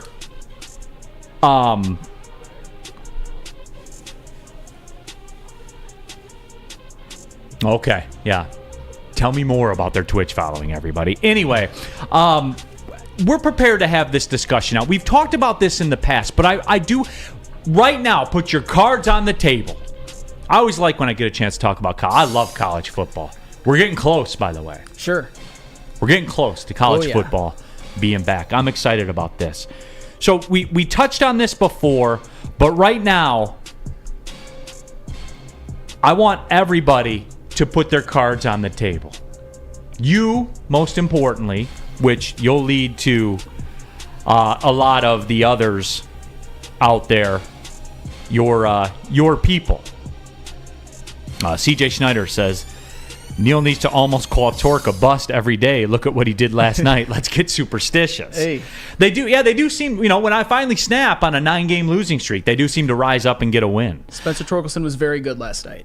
Yeah. But anyway, hold on. You people, man. Ryan says, the one good thing 97.1 The Ticket YouTube page has going for them is Brandon Katz isn't on there. No. B-Katz, you're welcome here, man. You are. I know the people give you a hard time, but you're welcome. Chuck Brewer says, Neal, if the Tigers don't lose again this year, they'll make the playoffs. Maybe they will. No, but I do want to talk college football. We touched on it before, but it's time to cut the ish and lay it out there right now. Michigan fans, right here, right now, That's it. That's all. Is it national championship or failure? Is it national championship or failure? Because Sam Flannel, it's time. It's time to quit beating around the bush. It's time to talk about. It's time to stop talking about incremental improvement. It's time to talk about cute little Big Ten championship wins over Iowa and stuff like that. It's time, Sam Flannel. It's time to take that step, win a national title. You have the schedule for it. And again, full disclaimer, I would schedule it the same way if I were Michigan football. I'm not critical of that. I'm not. It's time. It's time to take that step. It's time to cash it in, Sam Flannel. And if you don't, it's a failure. Yes. Here's something that was actually shown to me by my good friend and friend of this network, and someone who I've worked on many things with on post-game shows, pre-game shows, even did a stint for Easy and the Heavyweights, and that is my good friend Booner. He sent me something a while back to sort of piggyback off of what you said. It was a website called On3, which listed the top 100 returning players in college football for the 2023 season. Michigan had 7. You got Blake Corum, Will Johnson, Chris Jenkins, Zach Zinner, J.J. McCarthy, Donovan Edwards, Rod Moore. All players that I expect to thrive this year, and all at different positional groups. Georgia has 7. Alabama has 5. Ohio State has 6. And that doesn't even include some of the transfer portal gets that Michigan got this past offseason, including the number 4 transfer in the nation, Ernest Hausman, the linebacker. And they also got Josiah Stewart, a guy who had 12.5 sacks in his freshman year at Coastal Carolina. He only had 3.5 last year, but he still has that proof that he can be a effective edge rusher.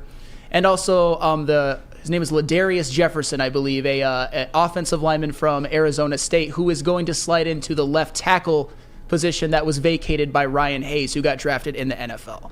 So the point is that according to that list, according to what they did in the transfer portal, which they ranked 2nd among all Big Ten teams, Michigan has a lot returning. And I didn't even account for Colston Loveland and Junior Colson and guys like that. So this is a stacked team. They have, to be fair, a pretty favorable path ahead. They get Ohio State at home. They have a very, very soft... How come Michigan fans can't just say it's an easy schedule? Okay, it's an easy schedule. Okay, thank you. That is an easy schedule. They have a very, very easy non-conference full schedule. disclosure. Okay. I approve. I would do the same thing. Absolutely. So I guess all that being said, national media thinks that Michigan has as many great players returning as Alabama, Georgia, and Ohio State. And I've said just as much in the past that this might be the year to get Alabama. This might be the year to get Georgia. And Clemson's been down. Ohio State, Michigan has pretty much lapped them, at least the last couple of years, with 2 consecutive double-digit wins. And that also happens when you go to the college football playoff in your second year and get upset. At that point, the whole happy to be there, the whole getting there and not winning, that's got to be in the past. It absolutely is national championship or bust this year. I'm putting it on the table right now. National championship or bust. Mike G in the WoodwardSports.com chat thread. Big Ten championship is my goal. Well, I expected that from Mike G. Well, the Michigan's already proved that they could do it. That's the thing. Michigan was in a very, very dark spot of football for many, many, many years. I would say from the tail end of Lloyd Carr to just these past couple of years where they went 15 consecutive years with no Big Ten championship, went 15 of 16 years losing to Ohio State. Michigan has proven that they can get over that hump that they weren't able to get over for many, many years by beating Ohio State by double digits 2 consecutive years in a row, by winning 2 consecutive Big Ten championships, and by getting to the college football playoff. But what happened? Your first year against Georgia, I think there was a little bit of happy to be there. They got smashed. I don't really count that as that huge of a deal. But what you have to count as a huge of a deal is going in against TCU, in which you were a 9-point favorite in losing. But you did have a freshman quarterback. Well, a sophomore quarterback. Or sophomore quarterback. First-year quarterback. First-year starter, but that kind of leads to your point. J.J. McCarthy, another offseason, another year of experience under his belt. A lot of those mistakes. I don't think he'll throw 2 pick sixes in a college football playoff game again. He could, but those are those young quarterbacks type mistakes. Michigan, they might be preseason number 1. I wouldn't necessarily bet on it, but they're going to be the number 1 ranked team in the nation at some point this year. I think we would all take that bet. Would you take that bet that at some point they'll be the number 1 ranked team in the nation? Oh, absolutely. 100%. Yeah, absolutely. Because they have bye weeks for the first 7 weeks of the season or 8 weeks of the season. That's fair. There are no even, and here's the deal too. We've proven this time and time again. we've got something about double-digit wins, and poll voters are the same way, where there's something about double-digit wins, and you'll rack them all up, playing, East Carolina and UNLV, Bowling Green's on there, and then the schedule lightens up with Rutgers and teams like that. So, it's a 7-game preseason. And look, that's not hating. Go look at the schedule yourself. And again, I would do it too. Exactly, I would do it. And especially going forward, because next year that playoff expands. If you're Michigan, it doesn't make any sense to play anybody, because next year you can you can play nobody except Ohio State, which is pretty much the way it is on your schedule on a year in and year out basis. 2024 you got at USC. I think that's going to be tough. Okay. Anyway, Lincoln Riley, I know. One of the best coaches. I forgot. I keep forgetting. One of the best coaches in all of college football. Real quick, Spenmo, can we YouTube chat pull that one? Is it natty or bust for Michigan? Real simple. I forgot now that USC is getting swooped up into the Big Ten. Now we get to do that. We get to do that marketing dance with USC too, to project them into something greater than what they are. Okay. And Lincoln Riley too. Okay, but has Lincoln Riley groomed 3 Heisman Trophy winners plus Jalen Hurts, and is he a clear miles ahead upgrade over Clay Helton? I would say yes. Okay. I think USC Sure. Did they get their ass kicked by Utah? Yes, they did. Physically. They did. But Lincoln Riley's got to get more of his guys, and I think that they're going to be a perennial top 5 to 10 team, and you might see them in the college football playoff within the next couple of years. I wouldn't count out USC. They had a bad stretch, and they had one of their worst coaches in school history in Clay Helton. I think Lincoln Riley is perfect for USC. I mean, he was very on brand.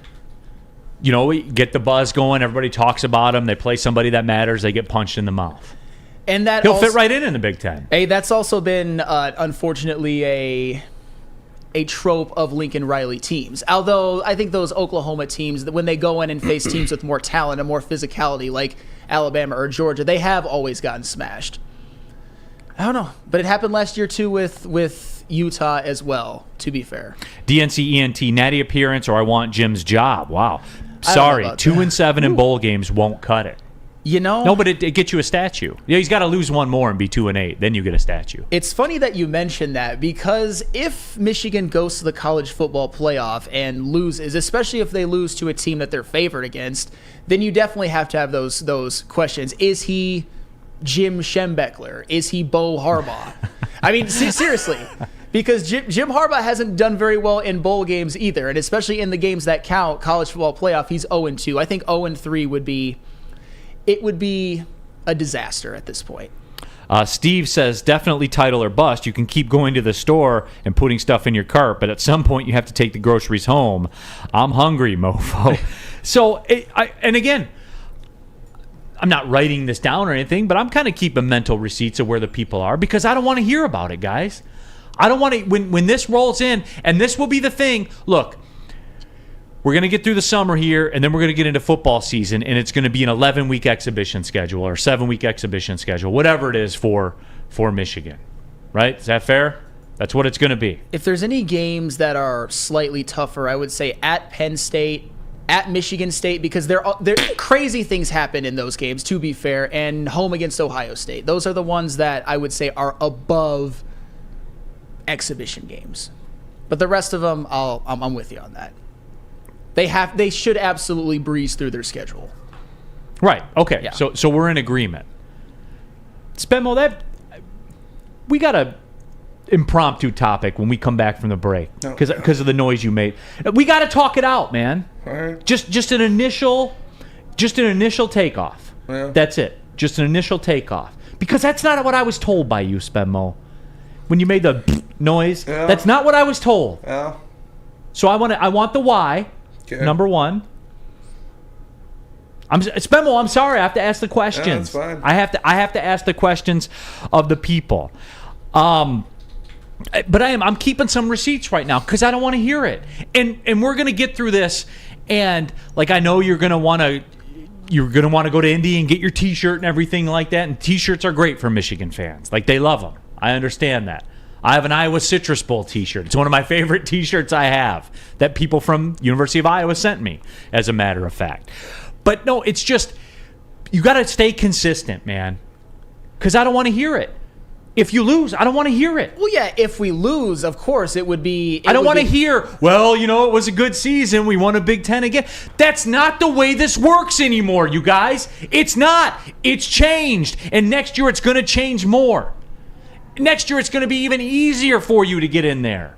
Because you don't have to play anyone. You could play the schedule you play, lose to Ohio State, and you're still going to get in the college football playoff. 3 times as many teams. Yeah, you would definitely get in. The only thing I will say is I am going to enjoy the journey no matter what. Unless, of course, there's a bad loss, you don't. No, you don't get to say that, yes, man. You do. What are you talking about? When you take this step, you don't get to, quote, enjoy the journey. That's not title or bust. That's like, hey, I hope we win a title. Why do I expect more from your team than you do? Why? Let me clarify this really quick. So are you saying that if Michigan goes to Michigan State and smashes them, which I think Spenmo expects, and I would expect at least with the talent level, I just have to come in here the next day according to the rules of Neal Ruhl and just be like, job's not finished. Don't care. Yes. Not doing yes. that. That's so unreasonable. That's not even funny. Are you kidding me? Okay, so it's hope. It's hope for a national title. Hey, as long as we beat Michigan State, everything's cool. No, it's not. Yes, it is. That's not beat what Michigan I'm State, saying. Ohio State, everything's cool. That's not what I'm saying. I'm saying I'm allowed to enjoy victories. I'm not saying that I'm satisfied because of the victories. I'm just saying that I'm allowed to enjoy them. I don't have to always be stone-faced and everything. You are allowed to enjoy the journey. The man who usually sits right here would agree with me. The journey is part of it. It would obviously be a journey with a terrible, terrible ending if they lose, but as long as they keep winning. But it's good enough for you. It's not good enough.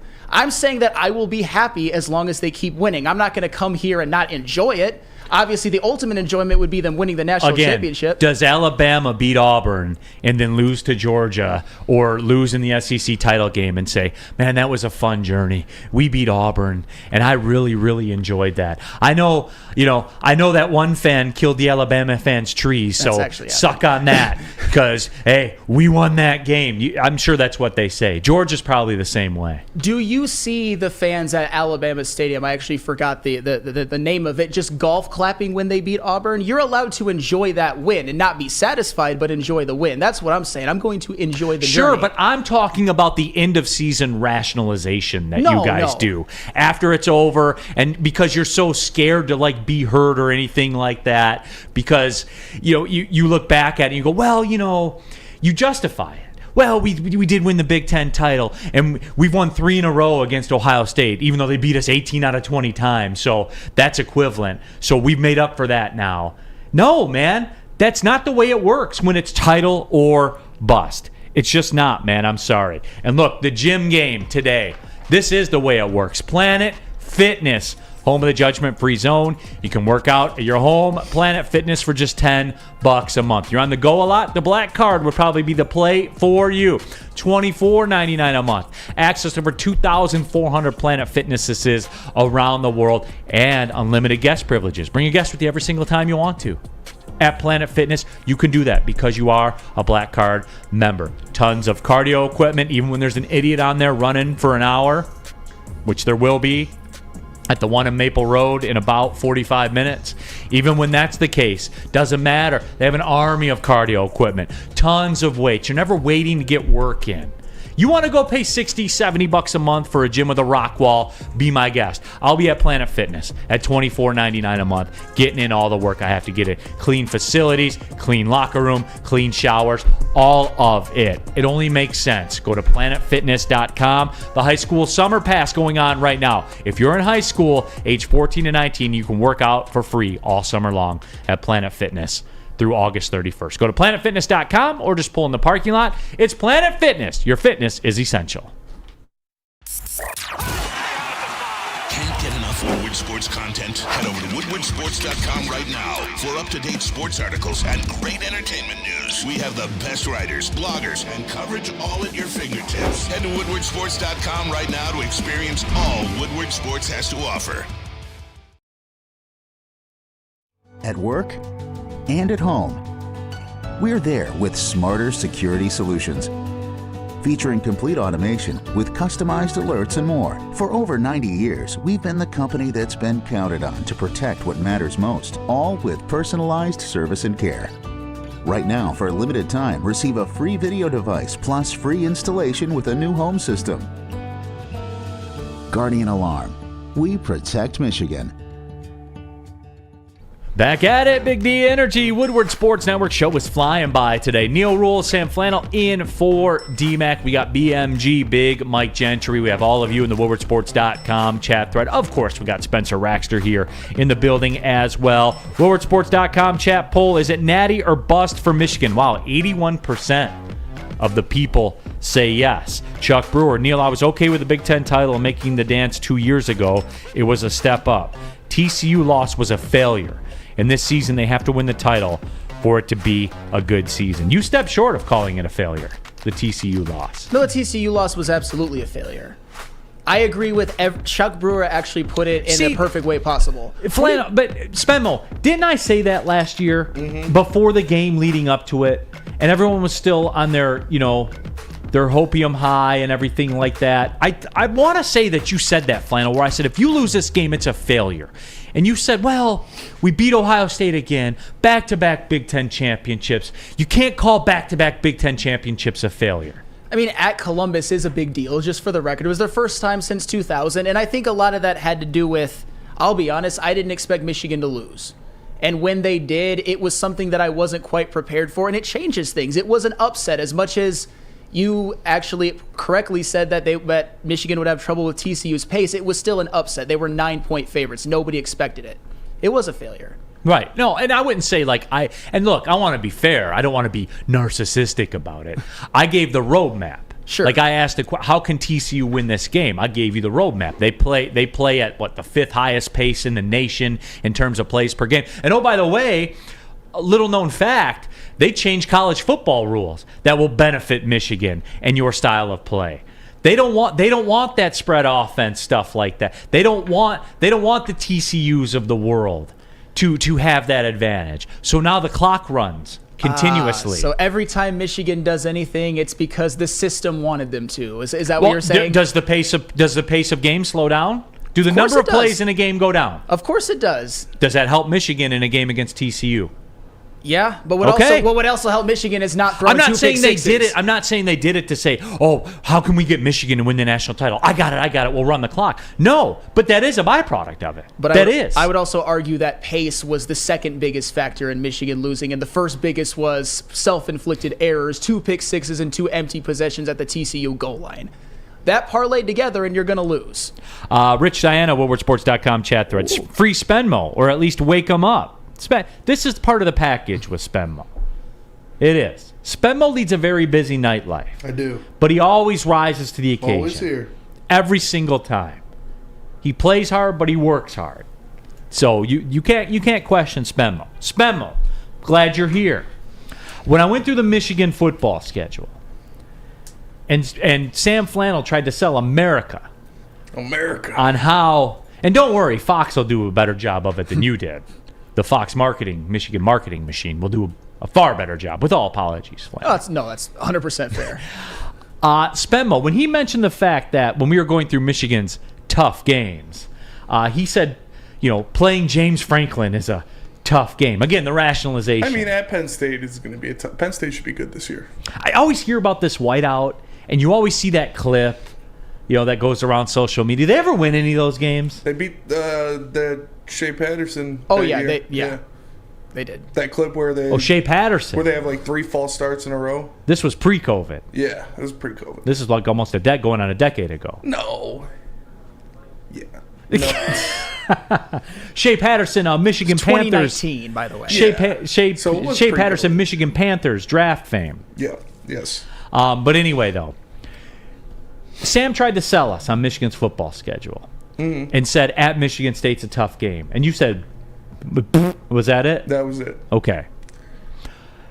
Spenmo, I need to know what changed, because I was told next year's the recruiting year. You were told. The recruiting class coming. Your words. Yeah. I don't want to misspeak your words. What were your words, Spenmo? No, you were told, and we have some good recruits coming in for sure. There's some guys there that can make something happen. We got a couple good transfers when you're looking at guys like Samar Melvin, who's transferring from Wisconsin. He can make some things happen. We got Antonio Gates Jr. coming in. You still have Malik Carr. We don't know if it's going to be Caden Hauser or Noah Kim. It's looking like Noah Kim's going to be the quarterback, so we'll see what's going on there. But I'm telling you, losing Keon Coleman is a bigger hit than like people realize. Like he was. No doubt. He was going to be the second best wide receiver in the Big Ten. He was by far the best player on the team. It's tough. It's tough to lose that. He's a top 3-round draft pick. Yeah, he's lock going to stock. be a first-round draft pick. Like the guy is a monster. He's going to play on Sundays, and that hurts. It does hurt. It does hurt. But we've got the defense should be a lot better. I think the one thing that makes me is the lack of change in the assistant coaching staff. Like, you're still running it back with Scotty Hazelton. You're still running it back with Jay Harris. And it's kind of hurting me, but, Samar Melvin should step up and be good. Chester Kimbrough showed that he could do something out there. We've got Barrow coming back. We've got So you're a bowl Darius game Snow team. coming back. We've got, why can't I remember his name? Jacoby Whitman coming back. Cal Halliday is going to be in his senior year. So there are guys out there that can make some things happen. But, man, it's... the Keon Coleman transfer really, really deflated me. Really deflated me. And it should. I love that guy. Yeah. I love that guy. Great player. I mean, until Michigan sold out to double teaming him, he was getting stuff done in that game. Yeah. He was. And then Michigan took it away, and then obviously y'all had no answers after that. Jonesy says 81% say natty or bust. Are the same 81% willing to bet Michigan against the field? Because you're nuts if so. Well, yeah, by definition, yes, I would. I don't know if I'm going to put actual big money on it, but that's just has to do more with my financial situation than my lack of belief in Michigan. Yeah, we get on Brandon Katz, Catsbot 9000. But here's a take where he ceases being Catsbot 9000 and he becomes Brandon Katz. And this is fair, and I agree with you. Michigan will never win national titles. High school football in Michigan in the Midwest isn't good enough to compete with the South. Michigan can't recruit on the SEC's level. And I would say Ohio high school football tends to be better than Michigan. Oh, yeah. I don't know what happened to Michigan high school sports in general. It actually kind of goes back to the discussion that we had, I think, in the first hour. Big D Energy podcast, by the way, iTunes, Spotify, Spreaker. If you missed it, you can go back, fast forward, rewind, all that kind of stuff. Where the level in the PSL has seemed to go down a little bit. It has, and I think there's a lot of reasons to that, a lot of economic reasons to that. We talked about it. Lack of investment in the inner city schools, Spenmo. 100%, 100,000%. I think that is the case. And it's true. Brandon Katz is true. Like, Michigan high school football has taken a big step. I'd love to talk to Braylon about that one. I got to rap with Braylon about that. Michigan high school football, the decline of Michigan high school football. It's real. Yeah. It is 100% real. Although, as you said, Ohio, that's always one of the most fertile recruiting grounds for high school football in the country. Some of the greatest Michigan players of all time, including Charles Woodson, are from Ohio. So although to be fair, Michigan did get Donovan Edwards from West Bloomfield, which was a huge get. Obviously, that's big. But yeah, I understand what Brandon Katz is saying to an extent. SEC has dominated college football over the past more than few years, like 20 years or so. But that list that I gave at the beginning of the previous segment, where a lot of it doesn't even have to do with recruiting, it has to do with what Michigan is bringing back. According to that list, they have as many top 100 players coming back from on three as Georgia and more than Alabama and Ohio State. I'm not saying that their rosters are as deep or as loaded. I'm just saying that Michigan has enough high-end talent, I believe, to compete with the big boys and win a national championship, especially since I believe Georgia and Alabama will take a slight dip. I could be wrong. It could just be a matter of reloading to players that were even better than before. I just choose to believe that Alabama is certainly going to miss Bryce Young, Jahmyr Gibbs, Will Anderson, Brian Branch, Eli Jesus, Ricks. man. Yeah. You know, obviously you know, right? Because we're sitting there doing the draft show. And it was a down year in the streets for Alabama. Yeah, and Jordan Battle was another one. He was, I think, a third-round pick. Yeah, Eli Ricks. Yeah, he was coming into the previous year. He was projected as a very, very high pick. Mm-hmm. Obviously, I believe it was an undrafted free agent or 7th round. But still, Alabama's losing some players. Georgia has lost, 7 defensive players to the first round of the draft in the past 2 drafts, and then that doesn't even include a guy like Nakobe Dean, who was not a first-round draft pick, and Keely Ringo, and that offensive lineman, Darnell Wright, I believe that was the name. Yeah, so I just think Michigan has enough this year. Yeah, they've lost a lot of people, both teams. And, of course, Clemson and Ohio State. And look, let's be real. It's a quarterback game. Sure. It's a quarterback game. And I know you hate him. I do. But Stetson Bennett was a great college quarterback. Great. I will never go that far. Okay. He was much, much better this past season than he was the season before. I'll give you that. He played a much bigger role. QT says, I've got family in both Ohio and Michigan. Ohio with the same size high schools fill their stadiums relative to high schools in Michigan. I see a lot of people, too, talking about the MHSAA rules. And full disclosure, like, I do sometimes go to my high school and do PA for the if I'm in town. I like to do PA for the high school football games. I keep hearing people say that, like and I'm not well versed enough to know. So I dropped that in the comment section. Like, give me an example of a high MHSAA football rule that has, quote, destroyed high school football in Michigan. I'm not saying you're wrong. I don't know. I'm speaking from a place of ignorance. Yeah. So I just want to know. What that is. I want to know. Can you show? What is today? Man, today is the 13th, but day of the week. Oh, Tuesday. Tuesday it is. That Tarzan soundtrack, undefeated. Undefeated movie soundtrack. Tarzan is Phil Collins gets off on the Tarzan soundtrack. That shit is awesome. Phil Collins, man. People forget about Phil Collins. Legendary soundtrack. No doubt about it. John Lord, Neal, what was your high school? Fraser Ramblers, Jim Sorgi, Super Bowl champion quarterback Jim Sorgi. Wow. Wisconsin. I remember Jim Sorgi back in the day. That's Do you? Yeah. When did he play? He played in like the late 2000s or something like that. All right, that's fair. No, actually, he was probably before that. Yeah, he was early 2000s. He was early 2000s because he was on that Indianapolis Colts Super Bowl team. Wasn't he Peyton Manning's backup? He was. Yeah, okay, yeah. That man got the greatest job in sports. Yeah. Made a lot of money. Pat Henkin. Brandon Katz. Sorgi was horrible. That's a weird hill to die on. Is there nothing that gives you joy? I don't know. That would be such a terrible existence to just hate everything like that. $15 million to be Peyton Manning's backup. Yeah. Pat Henkin, too. There's Stars. That. Yep. Cy Young, World Series MVP. Yeah, well, guess what, Neal? Kendra Lust went to my high school, so. Can't compete. Yeah. Can't compete. I agree with you wholeheartedly. What could be better than watching celebrities like Braylon Edwards, Darren McCarty, Jim Harbaugh play golf? How about playing golf yourself and being treated like a celebrity? That's what. Stop into any Randy Wise Automotive Team car dealership for your chance to play golf like a celebrity. VIP transportation, free golf to one of Michigan's best tracks, and a tasty steak after. Compliments of Fairway Packing Company. We'll be at Fairway Packing on Friday for the show. I want to see a tasty steak. I can't wait to see that. Make the wise decision. Go to Randy Wise today for your chance to win. It's a Randy Wise Automotive Team Celebrity Golf Tour. Can't get enough Woodward Sports content? Head over to woodwardsports.com right now for up-to-date sports articles and great entertainment news. We have the best writers, bloggers, and coverage all at your fingertips. Head to woodwardsports.com right now to experience all Woodward Sports has to offer. Big Boy Strawberry Fest has officially arrived, and we're here to show you the very best flavors of the season. Satisfy your sweet tooth with our deep-fried vanilla Oreos, strawberry hot fudge cake, and a slice of our classic strawberry pie.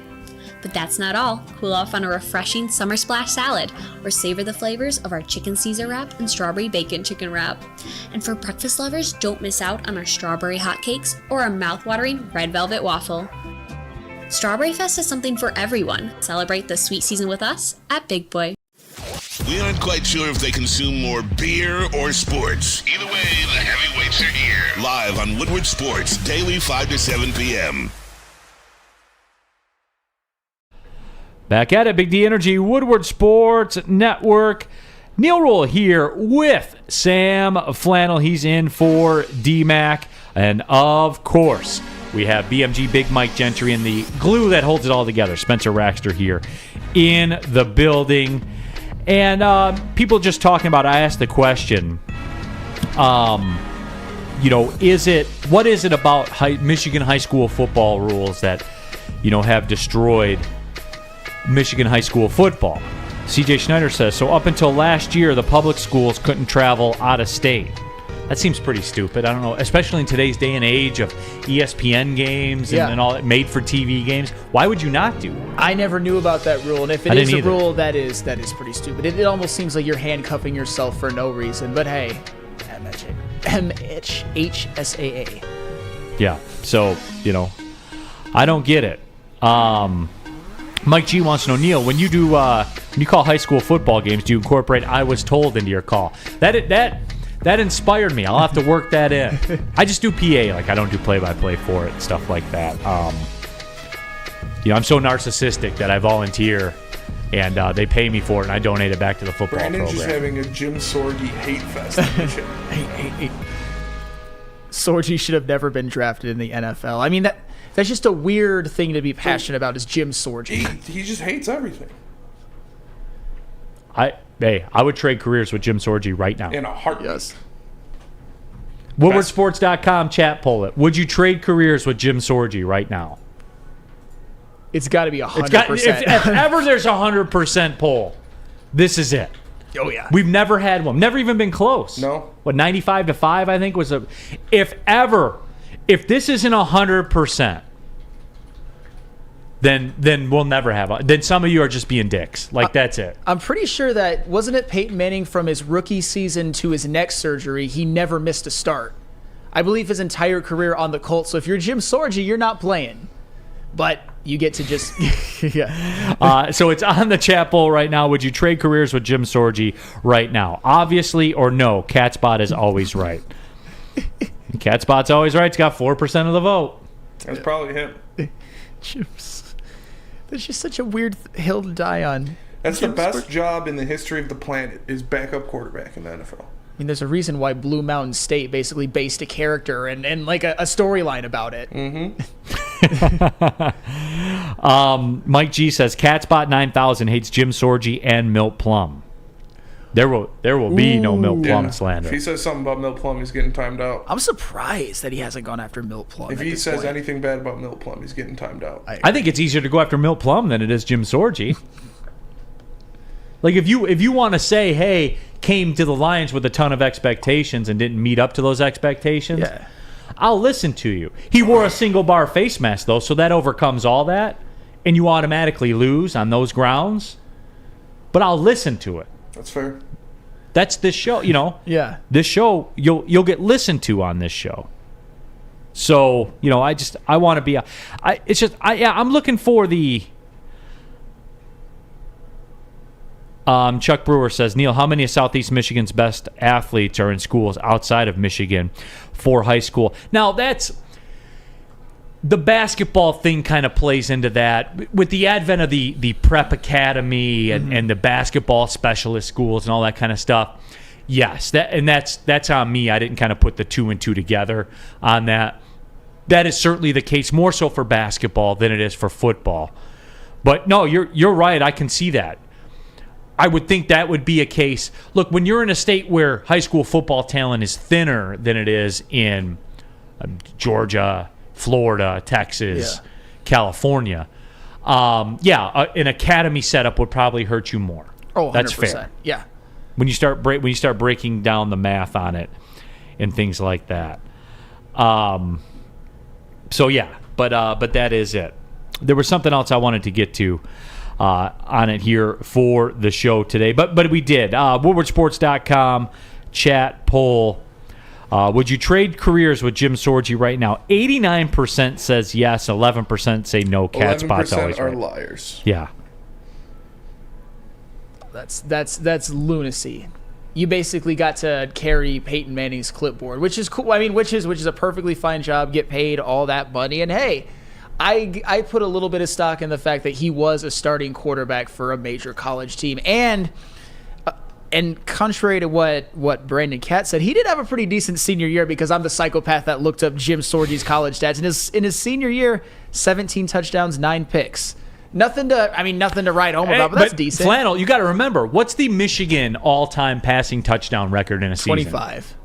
And what has Wisconsin been known for lately? Running backs in the running game. They haven't had, the only star quarterback they've had was when Russell Wilson did his year there. Adrian Martinez. Legend.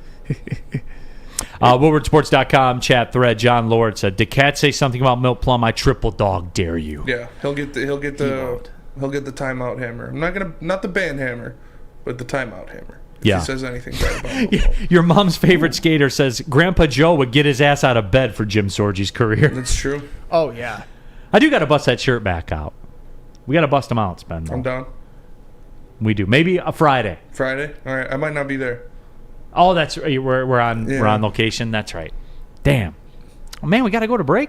Sorry about that, everybody. Hey, Neal Ruhl here for the Sports Marketing Agency. They help spread awareness about mental health and substance abuse. Their podcast is called This is the S Word, helps address the stigma associated with seeking help. If you're struggling or someone you know is struggling, go to thesportsma.com. Thesportsma.com. The Sports Marketing Agency, they're here to help.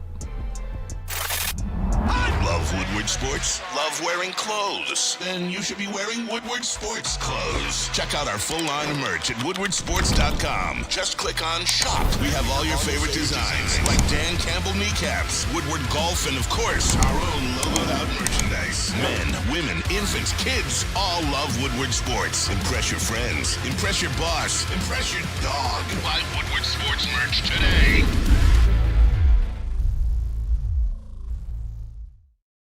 Introducing the Planet Fitness Guide to getting that post-workout glow. Step 1. What's your why? More epic energy? Better sleep? Blow off steam? Step 2.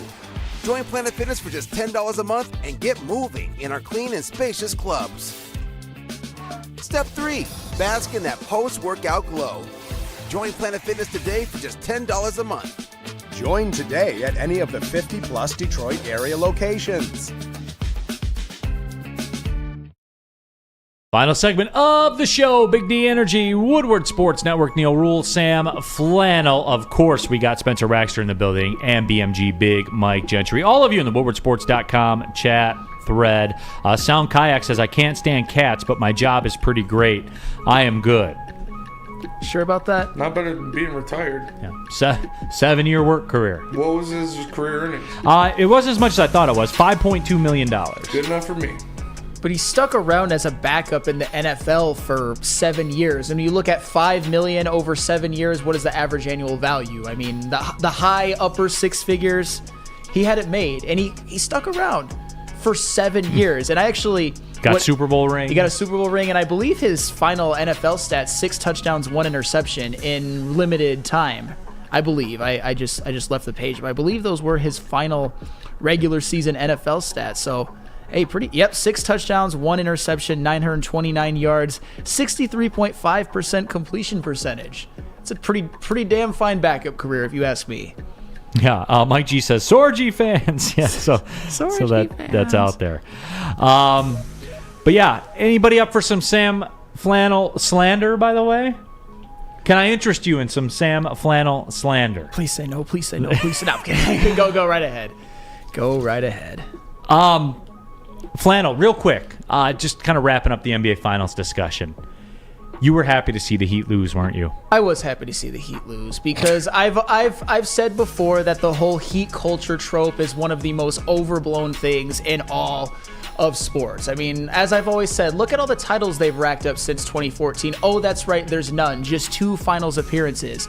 The reality is, and I'm choosing my words very, very correctly, in the past 15 years or so of Miami Heat basketball, the most important figure is none other than LeBron James, who in his 4 years was 4-time first-team All-NBA, 2-time league MVP, 4-time finals appearances, and twice as the finals MVP. So the fact that they haven't won an NBA championship since LeBron left, that is just fine by me. And Jimmy Butler turned into James Butler this finals, I will just say that. Even Booner admitted it in the chat on the Morning Woodward show. So I was very, very happy to see the Heat go down. Very happy. David Mentier, can we do 91.7 slander? No, we don't need to do that one. Chuck Brewer says, Neal, ask Sam about Bless You Boys. I actually was going to take up... Yeah. So you didn't know that the whole Bless You Boys thing? I did not. Okay. Neither me or Jeff. And you shouldn't. Okay. Like, you guys are... That was before... Because I was really little when that happened. Al Kaline? No, the 84 Tigers, like Bless You Boys, like that was the thing. They had a song, Bless You Boys. You can look it up on YouTube, as a matter of fact. That became like the slogan for the team. Mm-hmm. And I'm not going to do that. I'm not going to get mad at Sam Flannel. That would be equivalent, I guess, to me not understanding what made Vita Blue good with the Oakland A's. Sure. Vita Blue, what, the early 70s pitcher? Yeah. You know what Vita Blue is? Yeah, Vita Blue was a 70s pitcher. I know who he is, but I couldn't debate his changeup. That's fair. I think he won a Cy Young or two, I believe. Don't quote me on that. He was a lefty, I want to say. But yeah, Neal's not going to be the type to give the younger guys crap because we didn't know a 1984 slogan. Jeff didn't get it either, but I was actually surprised that I didn't know it. But I didn't. Jake Wegener says, I love the Slander Sam segment as much as the next guy, but I feel like it's wrong to slander Sam today after dealing with Rod and Cat Spot. Somebody said did Rod run off? Rod left, yeah. Oh, man. Where'd you go, Rod? I was looking forward to your response. But he wants to call in so he can debate. But then he leaves when he gets his chance. Okay. Mike G, that 84 bullpen was boss. Their closer was the MVP. Think about that. That is true. Although, if you allow me to get my cat spot on, that was a very down year for baseball. If you look at the stats of the 84 Tigers, especially the hitting stats, you'd be like, that's it? Yeah, but they did start the season 35 and 5, man. That's unheard of. I don't know if that will never be equal. Even the Tampa Bay Rays, who I believe started off 13-0, they didn't go 35. They weren't even close. They weren't even close. I think they get to like 25-5 or something like that. Like they weren't even close. That was the greatest start that you'll ever see in the history of sport. That's one of those, to me, unbreakable records. You'll never see it again. How many did they win in a row? I forget. I forget. I'd have to look it up the game by game. I'm sure Sam Flannel's doing it right now. Dabber says he's on hold right now with 97-1. And that's another thing, too, about it. Like, the away fan, real quick. Sam's a good dude. I'd buy him a beer. Seems like a smart dude. Thank you. But... damn. When... Spenmo. When I execute something perfectly, like when I draw that up in my mind on the fly. Oh, yeah. That went as according to schedule as anything I've ever done in my life. Yeah, that was a good one. He said, oh, thank you. Thank you. But... Hey, man. Sometimes you just get big-time players make big-time plays in big-time games. But he kills me with the Ben Wallace and Chris Osgood takes. Still like him, though. Fair enough. Well, I mean, if you saw Shaq's numbers in the 2004 finals, averaging 27 and 12 on 63% shooting, which dwarfed his regular season numbers, but still having to hear about how Ben Wallace shut him down. Single-handedly. Okay, that's exactly what happened. Meanwhile, it was Kobe who shot the Lakers out of the series, shooting 38% and 17% from three. That actually happened. Because Tayshaun locked him up. Tayshaun absolutely locked him up. Tayshaun's perimeter defense, in that it should be studied for generations to come. It was Which is why they didn't take Carmelo. Hey, I mean, and they got one. I mean, I get it. Taking Carmelo in hindsight probably would, honestly, taking someone like Dwayne Wade or Chris Bosh might have been even more beneficial. But that's the reason. Yeah. Yep, and they got a title out of it. That's why that is. And look, I'm a Joe Dumars simp, yes. And guess what? He's a vice president of the NBA now, or whatever he is. But that's the logic. Like the Dwayne Wade thing. Look at the backcourt you had. Yeah. It's easy in hindsight. Look at the wing you had. That's why you didn't take Carmelo. But you can also look at the power forward you had. But you can also say that 4 out of the top 5 picks in that draft are Hall of Famers, and then there's Darko. Well, what was the one area of intrigue to them? They still won a title even with Darko. That's my point. I know. What if you're when you're going in that space, when you're going to that draft, what was the one thing that team needed? That's how you build a dynasty, man. That's how you build a dynasty. If you have a championship roster and you draft a Hall of Famer because you got that pick off someone tanking. Right. That's how the Warriors fucked up. Like, if they would have drafted somebody other than James Wiseman, they would have won 2 more championships. Right, but you go for the luxury pick, though. Yeah. You know what I'm saying? Like, they took a swing. They missed. What are you going to say? They got one. Should have had 2. Yeah, they got. That's it. That is it. That is all. Steve Wild says Pat Sheridan is the best. So, okay. I guess he is. Chuck Brewer says Darko was thought to be the center that was going to change the game. And that's what it was. That was the pick. All right, everybody. We'll be back at it tomorrow. D-Max back in, I was told. Yes. I believe so. All right. The whole squad. Yep. Whole squad ready. Tomorrow. BMG, good-ish, man. Yeah. Not part of the squad. I get it. No, I'm becoming the Jeff Iafredi of Big D Energy. Yeah. I get it then. I know where you're at. You I know where that? your head's at. Yeah. At least I'm honest about it. I don't try to justify it like Jeff Iafredi was. All right. Thanks for everybody tapping in. Big D Energy. Have a good day, Rod. Well, see you later.